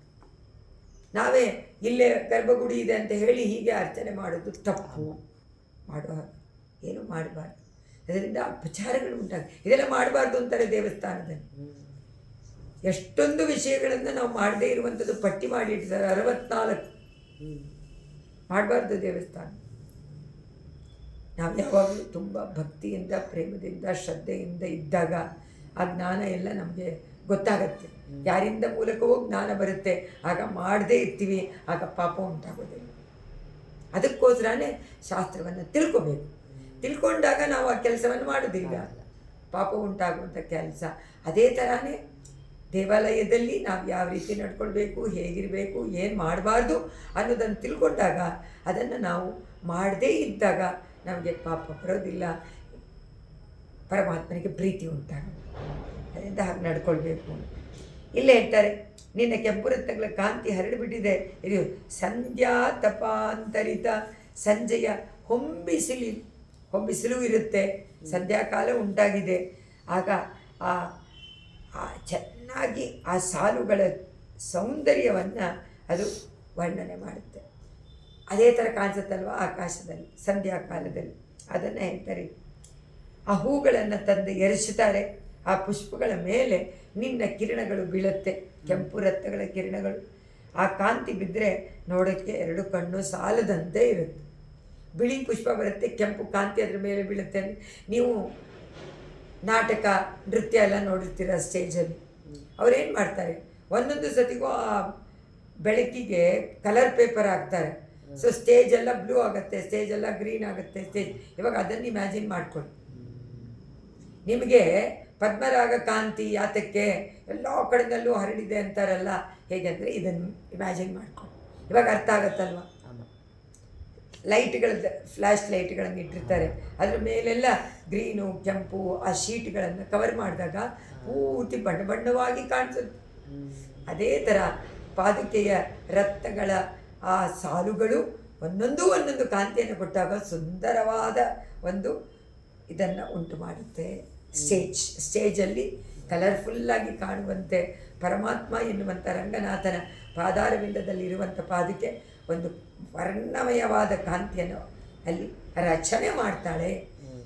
ಆದರೆ ಒಮ್ಮೊಮ್ಮೆ ಬರೀ ಬಿಳಿ ಕಾಣಿಸುತ್ತೆ, ಒಮ್ಮೊಮ್ಮೆ ಬರೀ ಕೆಂಪು ಕಾಣಿಸುತ್ತೆ, ನೀಲಿಯಾಗಿ ಕಾಣಿಸುತ್ತೆ. ಅದನ್ನು ಇಲ್ಲಿ ವರ್ಣನೆ. ಸೊ ಇದು ಅವರಿಗೆ ಸ್ಫೂರ್ತಿ ಕೊಟ್ಟಿರ್ಬೋದು, ಅಂದರೆ ಐಡಿಯಾ ಕೊಟ್ಟಿರ್ಬೋದು. ಆಗ ನಾಟಕದಲ್ಲೆಲ್ಲ ಅದೇ ಥರ ಅಪ್ಪದು ಇಂದ ಇರಂಥದ್ದು ಬಣ್ಣ ಇದನ್ನು ಹಾಕ್ತಾಯಿದ್ರು, ಅದಕ್ಕೆ ಕವರ್ ಮಾಡ್ತಾಯಿದ್ರು. ಲಾಂಧ್ರ ಎಲ್ಲ ಇರ್ತಾಯಿತ್ತು. ಕೆಂಪು ಬಟ್ಟೆಯನ್ನು ಹಾಕಿದ್ರೆ ಕೆಂಪು ಬರುತ್ತಲ್ಲ, ಪ್ಲಾಸ್ಟಿಕ್ ಬೇಕಾಗಿಲ್ಲ. ಕೆಂಪು ಬಟ್ಟೆಯನ್ನು ಹಾಕಿದ್ರೇ ತಿನ್ನೋದು ಕೆಂಪು ಬಣ್ಣ ಬರುತ್ತೆ, ನೀಲಿ ಹಾಕಿದ್ರೆ ನೀಲಿ ಬಣ್ಣ. ಅದೆಲ್ಲ ಇತ್ತು ಆಗಿನ ಕಾಲ ಮಾಡ್ತಾಯಿದ್ರು. ಅದಕ್ಕೆ ಅವ್ರು ಹೇಳ್ತಾರೆ ಇಲ್ಲಿ, ವಿಹರತೋ ಮಣಿಪಾದ ರಕ್ಷೆ ರಥ್ಯಾಂತರೇ ಸುಮನಸಃ ಪರಿಕೀರ್ಯಮಾನಾಗ ತ್ವತ್ಪದ್ಮರಾಗ. ಪರಿಕೀರ್ಯಮಾನ ಅಂದರೆ ಎಲ್ಲ ಕಡೆಯಲ್ಲೂ ಎರಚಲ್ಪಟ್ಟ ಸುಮನಸಗ ಹೂಗಳು. ಸುಮನಸ ಅಂತ ಹೆಸರು. ನಾವೇನು ಅಂದ್ಕೊಂಡಿದ್ದೀವಿ, ಒಳ್ಳೆಯ ಮನಸ್ಸು ಸುಮನ. ಸಂಸ್ಕೃತದಲ್ಲಿ ಬೇಕಾದಷ್ಟು ಅರ್ಥಗಳು ಉಂಟಲ್ಲ. ಕೃತ್ ಪದ್ಮರಾಗ ಕಿರಣ ಭರಣಾತ್, ನಿನ್ನ ಕೆಂಪು ರತ್ನಗಳ ಕಾಂತಿ ಹರಡುವಿಕೆಯಿಂದ ಅದು ಹೂವಿನಂತೆ ಕಾಣಿಸುತ್ತೆ. ಹೂವಿನಂತೆ ಸಂಜೆಯ ಹೊಂಬಿಸಿಲು, ಆ ಬಿಸಿಲಿನಲ್ಲಿ ಕೂಡಿಕೊಂಡು ಹೊಳೆಯುವ ನಕ್ಷತ್ರಗಳ ಸಾಲುಗಳಂತೆ ಕಾಣಿಸ್ತಾ ಇದೆ ಅಂತ. ಕೆಂಪು ಬಿಳಿ ಎರಡು ಸೇರಿಕೊಂಡು ಹೂವು ನಕ್ಷತ್ರಗಳಂತೆ ಕಾಣ್ತದೆ. ಈಗ ಪಾರಿಜಾತವನ್ನು ಹೆಸರಿದ್ರೆ ನಕ್ಷತ್ರದಂತೆ ಕಾಣ್ತದೆ. ಪಾರಿಜಾತವನ್ನು ಇಟ್ಟರೂ ಕೂಡ ಹಾಗೆ ಕಾಣಿಸುತ್ತೆ. ಆದರೆ ಕೆಂಪು ಇದು ಬೇರೆ ಇದೆಯಲ್ಲ, ಕಾಂಬು. ಅದರಿಂದ ಆ ರೀತಿಯಾಗಿ ಸೊಗಸಾಗಿ ಕಾಣಿಸುತ್ತೆ ಅಂದರು. ಇಲ್ಲಿ ನಮ್ಮಾಳ್ವಾರರ ಸೂಕ್ತಿಗಳನ್ನು ಹೇಳ್ತಾ ಹೇಳ್ತಾ ಕೇಳ್ತಾ ಕೇಳ್ತಾ ಅವರ ಮನಸ್ಸು ಹಾಗೆ ಕರಗಿ ಹೋಗುತ್ತೆ, ಅದರೊಳಗೆ ಹೊರಟೋಗ್ಬೇಕು ಅಂತ ಅನಿಸತ್ತೆ. ಇದು ಆಳ್ವಾರವರ ಸೂಕ್ತಿಗಳು ಏನು ಮಾಡುತ್ತೆ, ಕೆಲವು ಸತಿ ಕಲಕ್ಕಿ ಹೋಗುತ್ತೆ. ಅಯ್ಯೋ ನಮ್ಮಾಳ್ವಾರಂತೆ ನಮಗೆ ಅನುಭವಿಸೋಕ್ಕೆ ಬರೋದೇ ಇಲ್ವಲ್ಲ, ನಮಗೆ ಭಕ್ತಿನೇ ಇಲ್ವಲ್ಲ ಅನ್ನುವಂಥ ದುಃಖನೂ ಆಗುತ್ತೆ. ಅವರು ಎಷ್ಟು ಚೆನ್ನಾಗಿ ಅನುಭವಿಸ್ತಾರೆ. ಆದರೆ ಯೋಗಿ ವರಿಯರು ಶ್ರೀಕೃಷ್ಣನನ್ನು ಸಂದರ್ಶನ ಮಾಡಿ ಆನಂದ ಪಡ್ತಾ ಇದ್ದಾಗ, ಅಯ್ಯೋ ನಾವು ಸ್ತ್ರೀ ಆಗಲಿಲ್ವಲ್ಲ, ನಾವು ಆಗಿರಬೇಕಾಗಿತ್ತಲ್ಲ, 16,008 ಮಹಿಷಿಯರು ಏನು ಪುಣ್ಯ ಮಾಡಿದ್ರೋ ಗೊತ್ತಿಲ್ಲ, ನಾವು ಆಗಬೇಕಾಗಿತ್ತು ಅಂತ ಯೋಗಿಗಳೆಲ್ಲ ಕೃಷ್ಣನನ್ನು ಸಂದರ್ಶನ ಮಾಡಿದಾಗ ಅನ್ಕೋತರಾಯಿತಂತೆ ಮನಸ್ಸಿನ. ಶ್ರೀರಾಮಚಂದ್ರನನ್ನು ನೋಡಿದಂಥ ಋಷಿವರ್ಗಗಳೇನೇ, ಋಷಿಗಳು, ತಪಸ್ವಿಗಳು, ಮುನಿಗಳು ಎಲ್ಲರೂ ಕೂಡ ರಾಮನನ್ನು ನೋಡಿ ಅಪ್ಪ ನಿನ್ನನ್ನು ಆಲಿಂಗನ ಮಾಡ್ಕೊಳ್ಬೇಕು ಅನ್ಸತ್ತಲ್ಲ ಅಂತ ಮನಸ್ಸು ಬಂತೋ ಇಲ್ವೋ, ಸ್ತ್ರೀಗಾಗಿಲ್ವಲ್ಲ ನಾವು ಅಂತ. ಸ್ತ್ರೀ ಆಗಬೇಕು, ಅದಕ್ಕೋಸ್ಕರನೇ ಅವರೆಲ್ಲ ಗೋಪಿಕೆಯರಾದರು.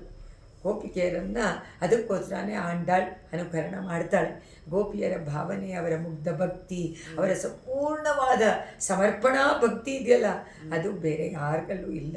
ಅವರು ಒಬ್ಬರೇ ಆ ಪ್ರೀತಿಯನ್ನು ತೋರಿಸಿ ಭಕ್ತಿಯನ್ನು ಮಾಡಿದವರು ಗೋಪಿಕಾ ಸ್ತ್ರೀಯರು. 603 ರಂಗಾದಿರಾಜ ಪದರಕ್ಷಿಣಿ ಬಿಭ್ರತಸ್ತ್ವಾಂ ಗಂಗಾತರಂಗ ವಿಮಲೆ ಗಿರಿಶಸ್ಯ ಮೌಳೌ ಸಂವರ್ಧಯಂತಿ ಮಗದಾ ತವ ಪದ್ಮರಾಗಾಗ ಶೈಲಾತ್ಮಜ ಚರಣಯಾವಕ ಪಂಕಲಕ್ಷ್ಮೀ. ಶೈಲಾತ್ಮಜ ಅಂದರೆ ಶೈಲದ ಆತ್ಮಜ ಯಾರು? ಪಾರ್ವತಿ. ಅವಳಿಗೆ ಶೈಲಜ ಅಂತ ಅದಕ್ಕೆ ಹೆಸರು. ಶೈಲಜ ಅಂದರೆ ಪಾರ್ವತಿಗೆ ಹೆಸರು. ಆ ಶೈಲದಿಂದ ಹುಟ್ಟಿದ. ಪದ್ಮಜ ಅಂದರೆ ಪದ್ಮದಿಂದ ಉಂಟಾದದ್ದು ಅಂತ. ರಂಗಾದಿರಾಜ ಪದರಕ್ಷಿಣಿ, ಪೂರ್ತಿ ಪ್ರಪಂಚಕ್ಕೆ ರಾಜ ಪರಮಾತ್ಮ. ಶ್ರೀರಂಗ ಕ್ಷೇತ್ರ ಅಂದರೆ ಬರೀ ಅದು ಮಾತ್ರ ಅಲ್ಲ, ಸರ್ವ ಮಂಡಲಗಳಿಗೂ ಅಧಿಪತಿ ಆ ರಂಗನಾಥ, ರಂಗಾಧಿರಾಜ. ಆ ರಂಗಾಧಿರಾಜನಾದ ಶ್ರೀರಂಗನಾಥನ ಅಮ್ಮ ಪಾದುಕಾದೇವಿಗೆ ತವ ಪದ್ಮರಾಗಾಗ, ನಿನ್ನ ಕೆಂಪು ರಕ್ತಗಳ ಮಹಸಾ ತ್ವಾಂ, ಆ ಕಾಂತಿ ಎಷ್ಟು ಚೆನ್ನಾಗಿದೆ ಗೊತ್ತಾ, ಆ ಕಾಂತಿಯಿಂದ ಕೂಡಿರುವಂತಹ ನೀನು, ತ್ವಂ ಬಿಭ್ರತಃ ಧರಿಸಿರುವಂತಹ ಗಿರಿಶಸ್ಯ ಗಂಗಾತರಂಗ ವಿಮಲೆ. ಗಿರಿಶಸ್ಯ, ಗಿರಿಯಲ್ಲಿ ವಾಸ ಮಾಡುವಂಥವನು ಶಿವ. ಶಿವನ ಗಂಗಾತರಂಗ ವಿಮಲೆ, ಗಂಗೆ ಅಲೆಗಳಿಂದ ಪರಿಶುದ್ಧವಾದ, ಅಲೆಗಳಿಂದ ಕೂಡಿದ ಪರಿಶುದ್ಧವಾದ, ಯಾಕೆಂದರೆ ಅವಳೇ ಎಲ್ಲರನ್ನೂ ಪಾವನ ಮಾಡುವಂಥವಳು, ಪಾವನ ಗಂಗೆ ಅಂತಾನೆ ಅವಳಿಗೆ ಹೆಸರು, ಶುದ್ಧ ಗಂಗೆ. ಮೌಳವು ಶೈಲಾತ್ಮಜ, ತಲೆಯಲ್ಲಿ ಶಿವ ಧರಿಸ್ಕೊಂಡಿದ್ದಾನಲ್ಲ ಗಂಗೆ. ಶೈಲಾತ್ಮಜ ಪಾರ್ವತಿ, ಹಿಮವಂತನ ಮಗಳಾದಂತಹ ಪಾರ್ವತಿ. ಚರಣ ಯಾವಕ ಪಂಕಲಕ್ಷ್ಮಿ, ಅವಳ ಚರಣಗಳ, ಯಾವಕ ಅಂದರೆ ಗೋರೆಂಟಿ, ಗೋರೆಂಟಿಯ ರಸದ ಲಕ್ಷ್ಮಿ ಶೋಭೆಯನ್ನು ಸಂವರ್ಧಯಂತಿ. ಗಿರಿಶಸ್ಯ ಮೌಳ ಅಂದರೆ ಅರ್ಥ, ಈಗ ಶಿವ ಬರ್ತಾನೆ, ಪಾದುಕೆಗೆ ನಮಸ್ಕಾರ ಮಾಡ್ತಾನೆ, ಅವನ ತಲೆಯಲ್ಲಿ ಗಂಗಾ ಇದೆ. ಆ ಗಂಗಾ ಶುಭ್ರವಾಗಿ ಬೆಳ್ಳಗಿದ್ದಾಳೆ, ಶುಭ್ರ ಬೆಳ್ಳಗಿದ್ದಾಳೆ. ಆ ಶುಭ್ರವಾದ ಗಂಗೆಯ ಕಾಂತಿ ಎಲ್ಲ ಕಡೆನಲ್ಲೂ ಹರಡತ್ತೆ ತಲೆ. ಅದನ್ನು ನೋಡಿದರೆ ಪಾರ್ವತಿಯ ಕೋಪವನ್ನು ಸಮಾಧಾನ ಮಾಡೋಕ್ಕೋಸ್ಕರವಾಗಿ ಶಿವ ಪಾರ್ವತಿಯನ್ನು ನಮಸ್ಕಾರ ಮಾಡ್ತಾನೆ. ಪಾರ್ವತಿಯನ್ನು ನಮಿಸಬೇಕಾದ್ರೆ ಅವಳ ಕಾಲಿನಲ್ಲಿ ಇರುವಂಥ ಗೋರೆಂಟಿ, ಆ ಗೋರೆಂಟಿಯ ಕಾಂತಿ ಅಲ್ಲಿ ತಾಕಿದಂತೆ ಕಾಣ್ತದೆ. ಬೆಳ್ಳಗಿರುವಂಥ ಗಂಗೆಯಲ್ಲಿ ಗೋರೆಂಟಿ ಅದರ ಬಣ್ಣ ಬಂದು ತಾಕಿದಂತೆ ಕಾಣ್ತಾ ಇದೆ ಅಂತ. ಯಾವ ರೀತಿ ಅಂತ ಕೇಳಿದ್ರೆ, ಇಲ್ಲಿ ಪಾದುಕೆಯ ಕೆಂಪು ಶಿವನ ಜಟೆ ಮೇಲೆ ಬಿದ್ದಿದೆ. ಶಿವನ ಜಟೆ ಮೇಲೆ ಬಿದ್ದಿದ್ರೆ ಈ ಪಾದುಕೆಯ ಕೆಂಪು ಕಾಂತಿ ಪಾರ್ವತಿಯ ಕೆಂಪಿನಂತೆ ಗೋರೆಂಟಿ ಹಾಕ್ಕೊಂಡಿರ್ತಾಳಲ್ಲ ಕಾಲಿಗೆ, ಅದರ ಕಾಂತಿಯಂತೆ ಇದೆ. ಸೊ ಇವಾಗ ಪಾದುಕೆ ಏನು ಪಾರ್ವತಿ ಅಂತೆ. ಶಿವ ಇವಾಗ ನಮಸ್ಕಾರ ಮಾಡ್ತಾ ಇದ್ದ. ಯಾತಕ್ಕೆ ಮಾಡ್ದ? ಅವಳು ತಪಸ್ ಮಾಡ್ತಾ ಇದ್ದಾಗ ಮದುವೆ ಮಾಡ್ಕೊಳ್ಳೋಕ್ಕೋಸ್ಕರವಾಗಿ ಅದನ್ನು ತಗೊಂಡಿದ್ದಾರೆ. ಶಿವ ಪಾದುಕೆಯನ್ನು ಬಂದು ನಮಸ್ಕಾರ ಮಾಡಿದಾಗ ಶಿವನ ತಲೆಯಲ್ಲಿರುವಂಥ ಜಟಾಧಾರಿ ಗಂಗಾಧರ, ಆ ಗಂಗೆ ಬೆಳ್ಳಗೆ ಅದರ ಕಾಂತಿ ಹರಡಿದೆ. ಈ ಕೆಂಪು ಕಲ್ಲಿನ ಕಾಂತಿ ಅದರ ಮೇಲೆ ಬಿದ್ದಿದೆ. ಅದನ್ನು ನೋಡಿದಾಗ ಪಾರ್ವತಿಯ ಗೋರೆಂಟಿಯ ಕಾಂತಿ ಬಂದಿದೆಯೇನೋ, ಅಲ್ಲಿ ಯಾವಾಗಲೂ ಇರುತ್ತೆ ಶಿವನ ಜಟೆಯನ್ನು ಅಂತ ಅನಿಸತ್ತೆ. ಲಕ್ಷ್ಮೀ ಸಂವರ್ಧಯಂತಿ ಜಾಸ್ತಿ ಮಾಡಿಬಿಡುತ್ತಂತೆ. ಪಾರ್ವತಿಯ ನಖದಲ್ಲಿರುವಂಥ ಗೋರಂಟಿಗೆ ಅಷ್ಟು ಕಾಂತಿ ಇಲ್ಲ, ಆ ಕಾಂತಿ ಜಟೆಯಲ್ಲಿ ಆಗಲೇ ಇದೆ. ಈಗ ಪಾದುಕೆಗೆ ನಮಸ್ಕಾರ ಮಾಡಿದಾಗ ಅದು ಅಧಿಕತೆಯನ್ನು ಉಂಟು ಮಾಡಿ ಕೆಂಪು ಬಣ್ಣ ಜಾಸ್ತಿಯಾಗಿ ಬಿಳಿ ಮತ್ತು ಕೆಂಪು ಅವನ ಜಟೆಯಲ್ಲಿ ಎಲ್ಲಿಂದ ಬಂತು ಕೆಂಪು ಅಂದರೆ ಮೊದಲೇ ಕೆಂಪಿತ್ತ ಅಂದರೆ ಇತ್ತು ಪಾರ್ವತಿಯ ನಖದ ಗೋರಂಟಿ ಕಾಂತಿ. ಆದರೆ ಇಲ್ಲಿ ಪಾದುಕೆಗೆ ನಮಸ್ಕಾರ ಮಾಡಿದ ಮೇಲೆ ಅದು ಡಬಲ್ ಆಗಿಬಿಟ್ಟು ಇನ್ನೂ ಪ್ರಕಾಶಮಾನವಾಗಿ ಕಾಣುತ್ತಾ ಇದೆ. ಶೈಲಾತ್ಮಜ ಚರಣ ಯಾವಕ ಪಂಕಲಕ್ಷ್ಮಿ ಕಾಲಿನಲ್ಲಿದ್ದ ಗೋರಂಟಿ ರಸದ ಕಾಂತಿ ಅಂತೆ ಇರುತ್ತೆ ಅಂತ ಅದು ಹೇಳಿದ್ರು. ಈಗ 604ನೇ ಶ್ಲೋಕ. ಶರಣಮುಪಗತಾನಾಂ ಶರ್ವರೀಂ ಮೋಘರೂಪಾಂ ಶಮಯಿತು ಉದಯಸ್ವಾನ್ ಯಸ್ಥಾನ್ ಮನ್ಮಯೇ ಬಾಲಸೂರ್ಯಾನ್ ಪದಸರಸಿಜ ಯೋಗಾತ್ ರಂಗನಾಥಸ್ಯ ಭೂಯಗ ಪರಿಣಮದವರುಣಿನ್ನಗ ಪಾದುಕೆ ಪದ್ಮರಾಗಾನ್. ಅಮ್ಮ ಪಾದುಕಾದೇವಿ, ನಿನ್ನಲ್ಲಿರುವಂಥ ಕೆಂಪು ರಕ್ತಗಳ ಕಾಂತಿ ಸ್ವಾಭಾವಿಕವಾಗಿ ಯಾವಾಗಲೂ ಕೆಂಪಿಗೆ ಇರುತ್ತೆ. ತುಂಬ ಕೆಂಪಾಗಿರುವಂಥ ರಂಗನಾಥನ ಪಾದಾರವಿಂದದಲ್ಲಿ ಸಂಬಂಧ ಇಟ್ಕೊಂಡಿರೋದ್ರಿಂದ ಇನ್ನೂ ಜಾಸ್ತಿ ಕೆಂಪಾಗುತ್ತೆ. ಸ್ವಾಭಾವಿಕವಾಗಿ ಕಾಂತಿ, ಪರಮಾತ್ಮನ ಪಾದದ ಕಾಂತಿ ಎರಡೂ ಸೇರಿ ಈ ಕಾಂತಿ ತುಂಬ ಕೆಂಪಾಗಿದೆ. ಅದನ್ನು ನೋಡಿದರೆ ಈ ಸಂಸಾರದ ದುಃಖವನ್ನು ಕ್ಲೇಶವನ್ನು ನಿವಾರಣೆ ಮಾಡಿಕೊಂಡು ನಿತ್ಯ ಸುಖವನ್ನು ಕೊಡುವಂತಹ ಮೋಕ್ಷ, ಅದು ಬಿಟ್ಟರೆ ತಾನೇ ಸಂಸಾರವನ್ನು ಬಿಟ್ಟರೆ ತಾನೇ ನಮಗೆ ಮೋಕ್ಷಾನಂದ. ಆ ಮೋಕ್ಷವನ್ನು ನಿತ್ಯ ಸುಖವನ್ನು ಕೊಡುವಂಥ ಮೋಕ್ಷ ಅದನ್ನು ಪಡಿಬೇಕು ಅಂತ ಆಸೆ ಉಂಟಾದಾಗ ಪಾದುಕೆಯನ್ನು ಶರಣ ಮುಪಗತಾನ. ಅಲ್ಲಿವರೆಗೂ ಶರಣಾಗತಿ ಮಾಡೋದಿಲ್ಲ. ಯಾವಾಗ ಪರಮ ಸುಖ ನಿತ್ಯ ಸುಖ ಪರಮಾನಂದ ಬೇಕು ಅಂತ ಆಸೆ ಬರುತ್ತೋ ಆಗ ಸಂಸಾರ ಬೇಡ ಅನಿಸುತ್ತೆ. ಸಂಸಾರ ಬಿಟ್ಟರೆ ತಾನೇ ಮೋಕ್ಷಾನಂದ. ಅದಕ್ಕೆ ಹೇಳ್ತಾರೆ ಇಲ್ಲಿ ಆ ಪಾದುಕೆಯನ್ನು ಶರಣು ಹೊಂತಾರೆ. ಅಜ್ಞಾನ ಎನ್ನುವಂತಹ ಕತ್ತಲೆಯನ್ನು ಹೋಗಲಾಡಿಸುವ ಸೂರ್ಯನಂತೆ ಉದಯಿಸಿಬಿಟ್ಟಿದೆಯಮ್ಮ ನೀನು ಅಂತ. ಆ ಉದಯ ಕಾಲದಲ್ಲಿ ಬರುವಂತಹ ಆ ಕೆಂಪು ಬಣ್ಣ ಏನು ತೋರಿಸುತ್ತೆ? ಈ ಸಂಸಾರವನ್ನು ಬಿಟ್ಟು ನಿತ್ಯವಾದ ಪರಮಾನಂದಕ್ಕೋಸ್ಕರವಾಗಿ ಮೋಕ್ಷವನ್ನು ಪ್ರಾರ್ಥನೆ ಮಾಡೋಕ್ಕೆ ಈ ಪಾದುಕಾದೇವಿಯಲ್ಲಿ ಶರಣಾಗತಿ ಮಾಡಿ ಅಂತ ಹೇಳು. ಮಾಡಿದವರು ಶರಣ ಉಪಗತಾನ. ಅದಕ್ಕೆ ಅವ್ರು ಹೇಳ್ತಾರೆ ಇಲ್ಲಿ, ಅಮ್ಮ ಪಾದುಕೆ ರಂಗನಾಥಸ್ಯ ಪದ ಸರಸಿಜ ಪದಾರವಿಂದದ ಅಡಿಗಳ ಎನ್ನುವಂತಹ ಕೆಂದಾವರಿಯ ಸಂಬಂಧದಿಂದ ಭೂಯಗ ಹೆಚ್ಚಾಗಿ ಪರಿಣಮಯತ್ ಅರುಣಿನ್ನಗ. ಅರುಣ ಅಂದರೆ ಕೆಂಪು. ಆ ಕೆಂಪು ಬಣ್ಣ ಇನ್ನೂ ಜಾಸ್ತಿ ಆಗ್ಬಿಟ್ಟು ನಿನ್ನ ಕೆಂಪು ರಕ್ತಗಳ ಕಾಂತಿ ಪರಮಾತ್ಮನ ಪಾದದ ಕಾಂತಿ ಎರಡೂ ಸೇರಿ ಡಬಲ್ ತುಂಬ ಚೆನ್ನಾಗಿ ಕಾಣಿಸ್ತಾ ಇದೆ. ಪದ್ಮರಾಗಾನ್ ರಕ್ತಗಳು ಶರಣಂ ಮೋಕ್ಷೋಪಾಯವಾಗಿ ಉಪಗತಾನ. ಯಾರು ಮೋಕ್ಷಕ್ಕೋಸ್ಕರವಾಗಿ ಉಪಾಯವಾಗಿ ಪಾದುಕಾದೇವಿಯಲ್ಲಿ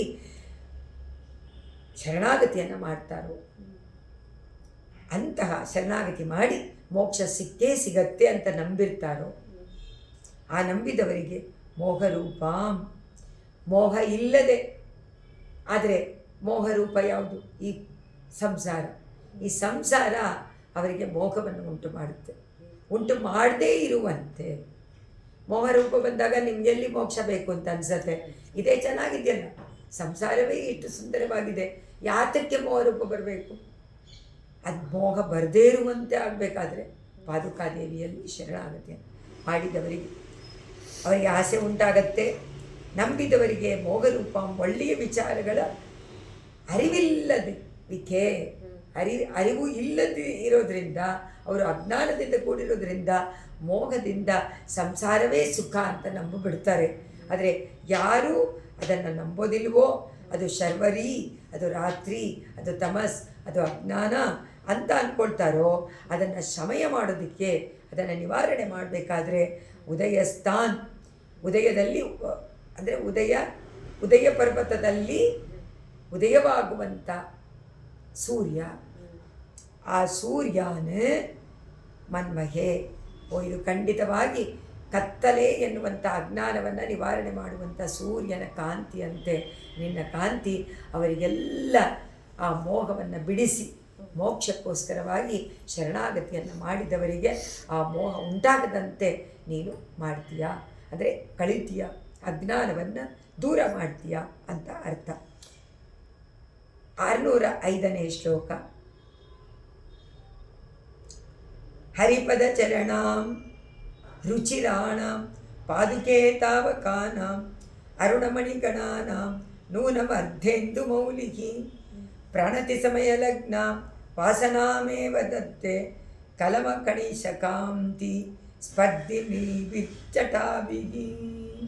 ಅಂದರೆ ಇದರ ತಾತ್ಪರ್ಯ, ಶಿವನ ತಲೆಯಲ್ಲಿ ಏನಿದೆ, ಭತ್ತದ ತೆನೆಗಳು ಎನ್ನುವಂಥ ಹೊಂಬಣ್ಣದ ಅಲೆಗಳಂತೆ ಅಂತ. ಆ ಕೆಂಪು ಕಾಂತಿ ಭತ್ತದ ತೆನೆಯನ್ನು ತೋರಿಸುತ್ತಲ್ವ, ತೆನೆ, ಅದರಂತೆ ಆ ಜಟೆಗಳು ಅಧಿಕವಾಗಿದೆ. ಆ ವರ್ಣ ಹೇಗೆ ಬಂತು ಅಂತ ಇಲ್ಲಿ ದೇಶಿಕರು ವರ್ಣನೆ ಮಾಡ್ತಾರೆ. ಶಿವನ ಜಟೆಗೆ ಕೆಂಪು ಬಣ್ಣ ಹೇಗೆ ಬಂತು ಅಂದರೆ ಅರ್ಥ, ಶಿವ ಬಂದು ನಮಸ್ಕಾರ ಮಾಡ್ತಾನೆ. ನಮಸ್ಕಾರ ಮಾಡಿದಾಗ ಈ ಕೆಂಪು ರತ್ನಗಳ ಕಾಂತಿಯೆಲ್ಲ ಅವನ ಜಟೆ ಮೇಲೆ ಬೀಳುತ್ತೆ. ಆ ಜಟೆ ಕೆಂಪು ಅಷ್ಟೇ, ಬೇರೆ ಏನು. ಅತ್ಯಂತ ಕೆಂಪಾದ ನಿನ್ನ ಕೆಂಪು ರತ್ನಗಳ ಕಾಂತಿ ಅದರ ಮೇಲೆ ಬಿದ್ದು ಅದು ಕೆಂಪಾಗಿದೆ. ಇಲ್ಲದೇ ಇದ್ರೆ ಕೆಂಪಗಿಲ್ವಂತ, ಕಪ್ಪಗಿರುತ್ತೆ ಅಂತ ಅರ್ಥ. ಅದರಿಂದ ಅದು ಕೆಂಪಗಾಗಿರೋದಕ್ಕೆ ಕಾರಣ ಏನು ಅಂದರೆ ಸ್ವಾಮಿ ದೇಶಿಕರು, ಓಹೋ ಶಿವನು ಬಂದು ನಮಸ್ಕಾರ ಮಾಡ್ದ, ಕೆಳಗಡೆ ಪಾದುಕಾದೇವಿ ಇದ್ದಾಳೆ, ಪಾದುಕಾದೇವಿಯಲ್ಲಿ ರತ್ನಗಳಿದೆ, ಕೆಂಪು ರತ್ನ. ಆ ರತ್ನಗಳಿಂದ ಬರುವಂಥ ಕಿರಣದ ಕಾಂತಿ ಅದರ ಮೇಲೆ ಬಿದ್ದು ಅದು ಕೆಂಪ. ಆವಾಗ ಏನು ಹೇಳಿದ್ರು, ಚಂದ್ರ ಇದೆ ಅಂತ ಹೇಳಿದ್ರು. ಆದರೆ ಅರುಣಮಣಿ ಇನ್ನೊಂದೇನು ಹೇಳ್ತಾರೆ, ತಾವಕಾನಾಂ ನಿನ್ನದಾದ ಅರುಣಮಣಿಗಣಾನಾಂ ಕೆಂಪು ರತ್ನಗಳ ಸಮೂಹ ಪ್ರಣತಿ ಸಮಯ ಲಗ್ನ. ಶಿವನು ಪ್ರಣತಿ ನಮಸ್ಕಾರ ಮಾಡುವಂತಹ ಸಮಯದಲ್ಲಿ ಸಂಬಂಧ ಉಂಟಾಗಿ ವಾಸನಾಂ ದತ್ತೆ, ಅದಕ್ಕೆ ನೀನು ಆ ಕಾಂತಿಯನ್ನು ಏರ್ಪಾಟು ಮಾಡಿಬಿಡ್ತೀಯ, ಜೊತೆ ಕೊಡ್ತೀಯ, ನೀನು ಕೊಡ್ತೀಯ ಅಂತ ಹೇಳಿ. ಹರಿಪದ ರುಚಿರಾಣ ಅಂದರೆ ಅರ್ಧೇಂದು ಮೌಲಿಹಿ, ಚಂದ್ರನ ಕಲೆ. ಕಲೆ ಅಂದರೆ ಅರ್ಧ, ಯಾವುದೋ ಒಂದು ಚೂರು, ಚಂದ್ರನ ಒಂದು ಚೂರನ್ನು ತನ್ನ ಜಟೆಯಲ್ಲಿ ಧಾರಣೆ ಮಾಡಿಕೊಂಡಿದ್ದಾನೆ. ಅಂತಹ ತಲೆಯುಳ್ಳ ಆ ಈಶ್ವರ ಏನು ಮಾಡ್ತಾನೆ, ಕಲಮ ಕಣಿಶ, ಒಳ್ಳೆಯ ಸಣ್ಣ ಭತ್ತ, ಸಣ್ಣ ಭತ್ತದ ತೆನೆ, ಆ ಕಾಂತಿ ಜೊತೆಯಲ್ಲಿ ಸ್ಪರ್ಧಿನಿ ಬಿಗಿ. ಸ್ಪರ್ಧಿ ಅಂದರೆ ಹೋರಾಡು, ಸ್ಪರ್ಧೆ ಮಾಡು, ನೀ ಜಾತಿನೋ ನಾ ಜಾತಿನೋ. ಅದೇ ಮೊದಲು ಎಲ್ಲಿಗೆ ಹೋಲಿಸಿದ್ದಾರೆ ಶಿವನ ಜಟೆಯನ್ನು, ತೆನೆಗೆ. ಭತ್ತದ ತೆನೆ ಆ ಬಣ್ಣ ಇದೆಯಲ್ಲ, ಆ ಭತ್ತದ ತೆನೆಗೆ ಹೋಲಿಸಿ ಜಟೆಗಳಿಂದ. ಹರಿಪದ ರುಚಿರ, ದೇವರ ಅಂಗಾಲುಗಳಂತೆ ಸುಂದರವಾದ ತಾವಕಾನ. ಆದರೆ ಪಾದುಕಾದೇವಿಯ ಕೆಂಪು ಬಣ್ಣ ಯಾರಿಗೆ ಹೋಲಿಸಿದ್ದಾರೆ, ಸುಂದರವಾದ ಪರಮಾತ್ಮನ ಪಾದಾರವಿಂದದ ಬಣ್ಣದಂತೆ ಇದೆ. ಶಿವನ ಜಟೆ ಭತ್ತದ ತೆನೆಯಂತೆ ಇದೆ. ಅವನು ಬಂದೀಗ ಇಲ್ಲಿ ನಮಸ್ಕಾರ ಮಾಡ್ತಾನೆ.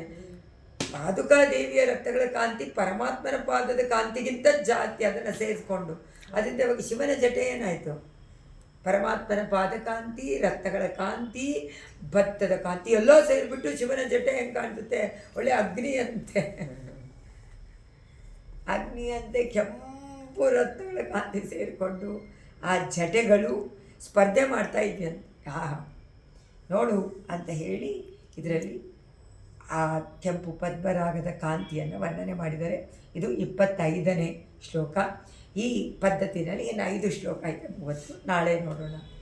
ಜಯತಿ ಯತಿರಾಜ ಸೂಕ್ತಿ ಜಯತಿ ಮುಕುಂದಸ್ಯ ಪಾದುಕಾಯುಗಳಿ ತದುಪಯದನಾ ತ್ರಿವೇದಿ ಅವಂತೆಯಂತೋ ಜಯಂತಿ ಭುವಿ ಸಂತಗ ಸಂತ ಶ್ರೀರಂಗ ಪೃಥ್ವೀಶ ಚರಣತ್ರಾಣ ಶೇಖರಾಗ ಜಯಂತಿ ಭುವನತ್ರಾಣ ಪದ ಪಂಕಜ ರೇಣವಗ ಕವಿತಾರ್ಕಿಕ ಸಿಂಹಾಯ ಕಲ್ಯಾಣ ಗುಣಶಾಲಿನೇ ಶ್ರೀಮತೆ ವೆಂಕಟೇಶಾಯ ವೇದಾಂತ ಗುರವೇ ನಮಃ.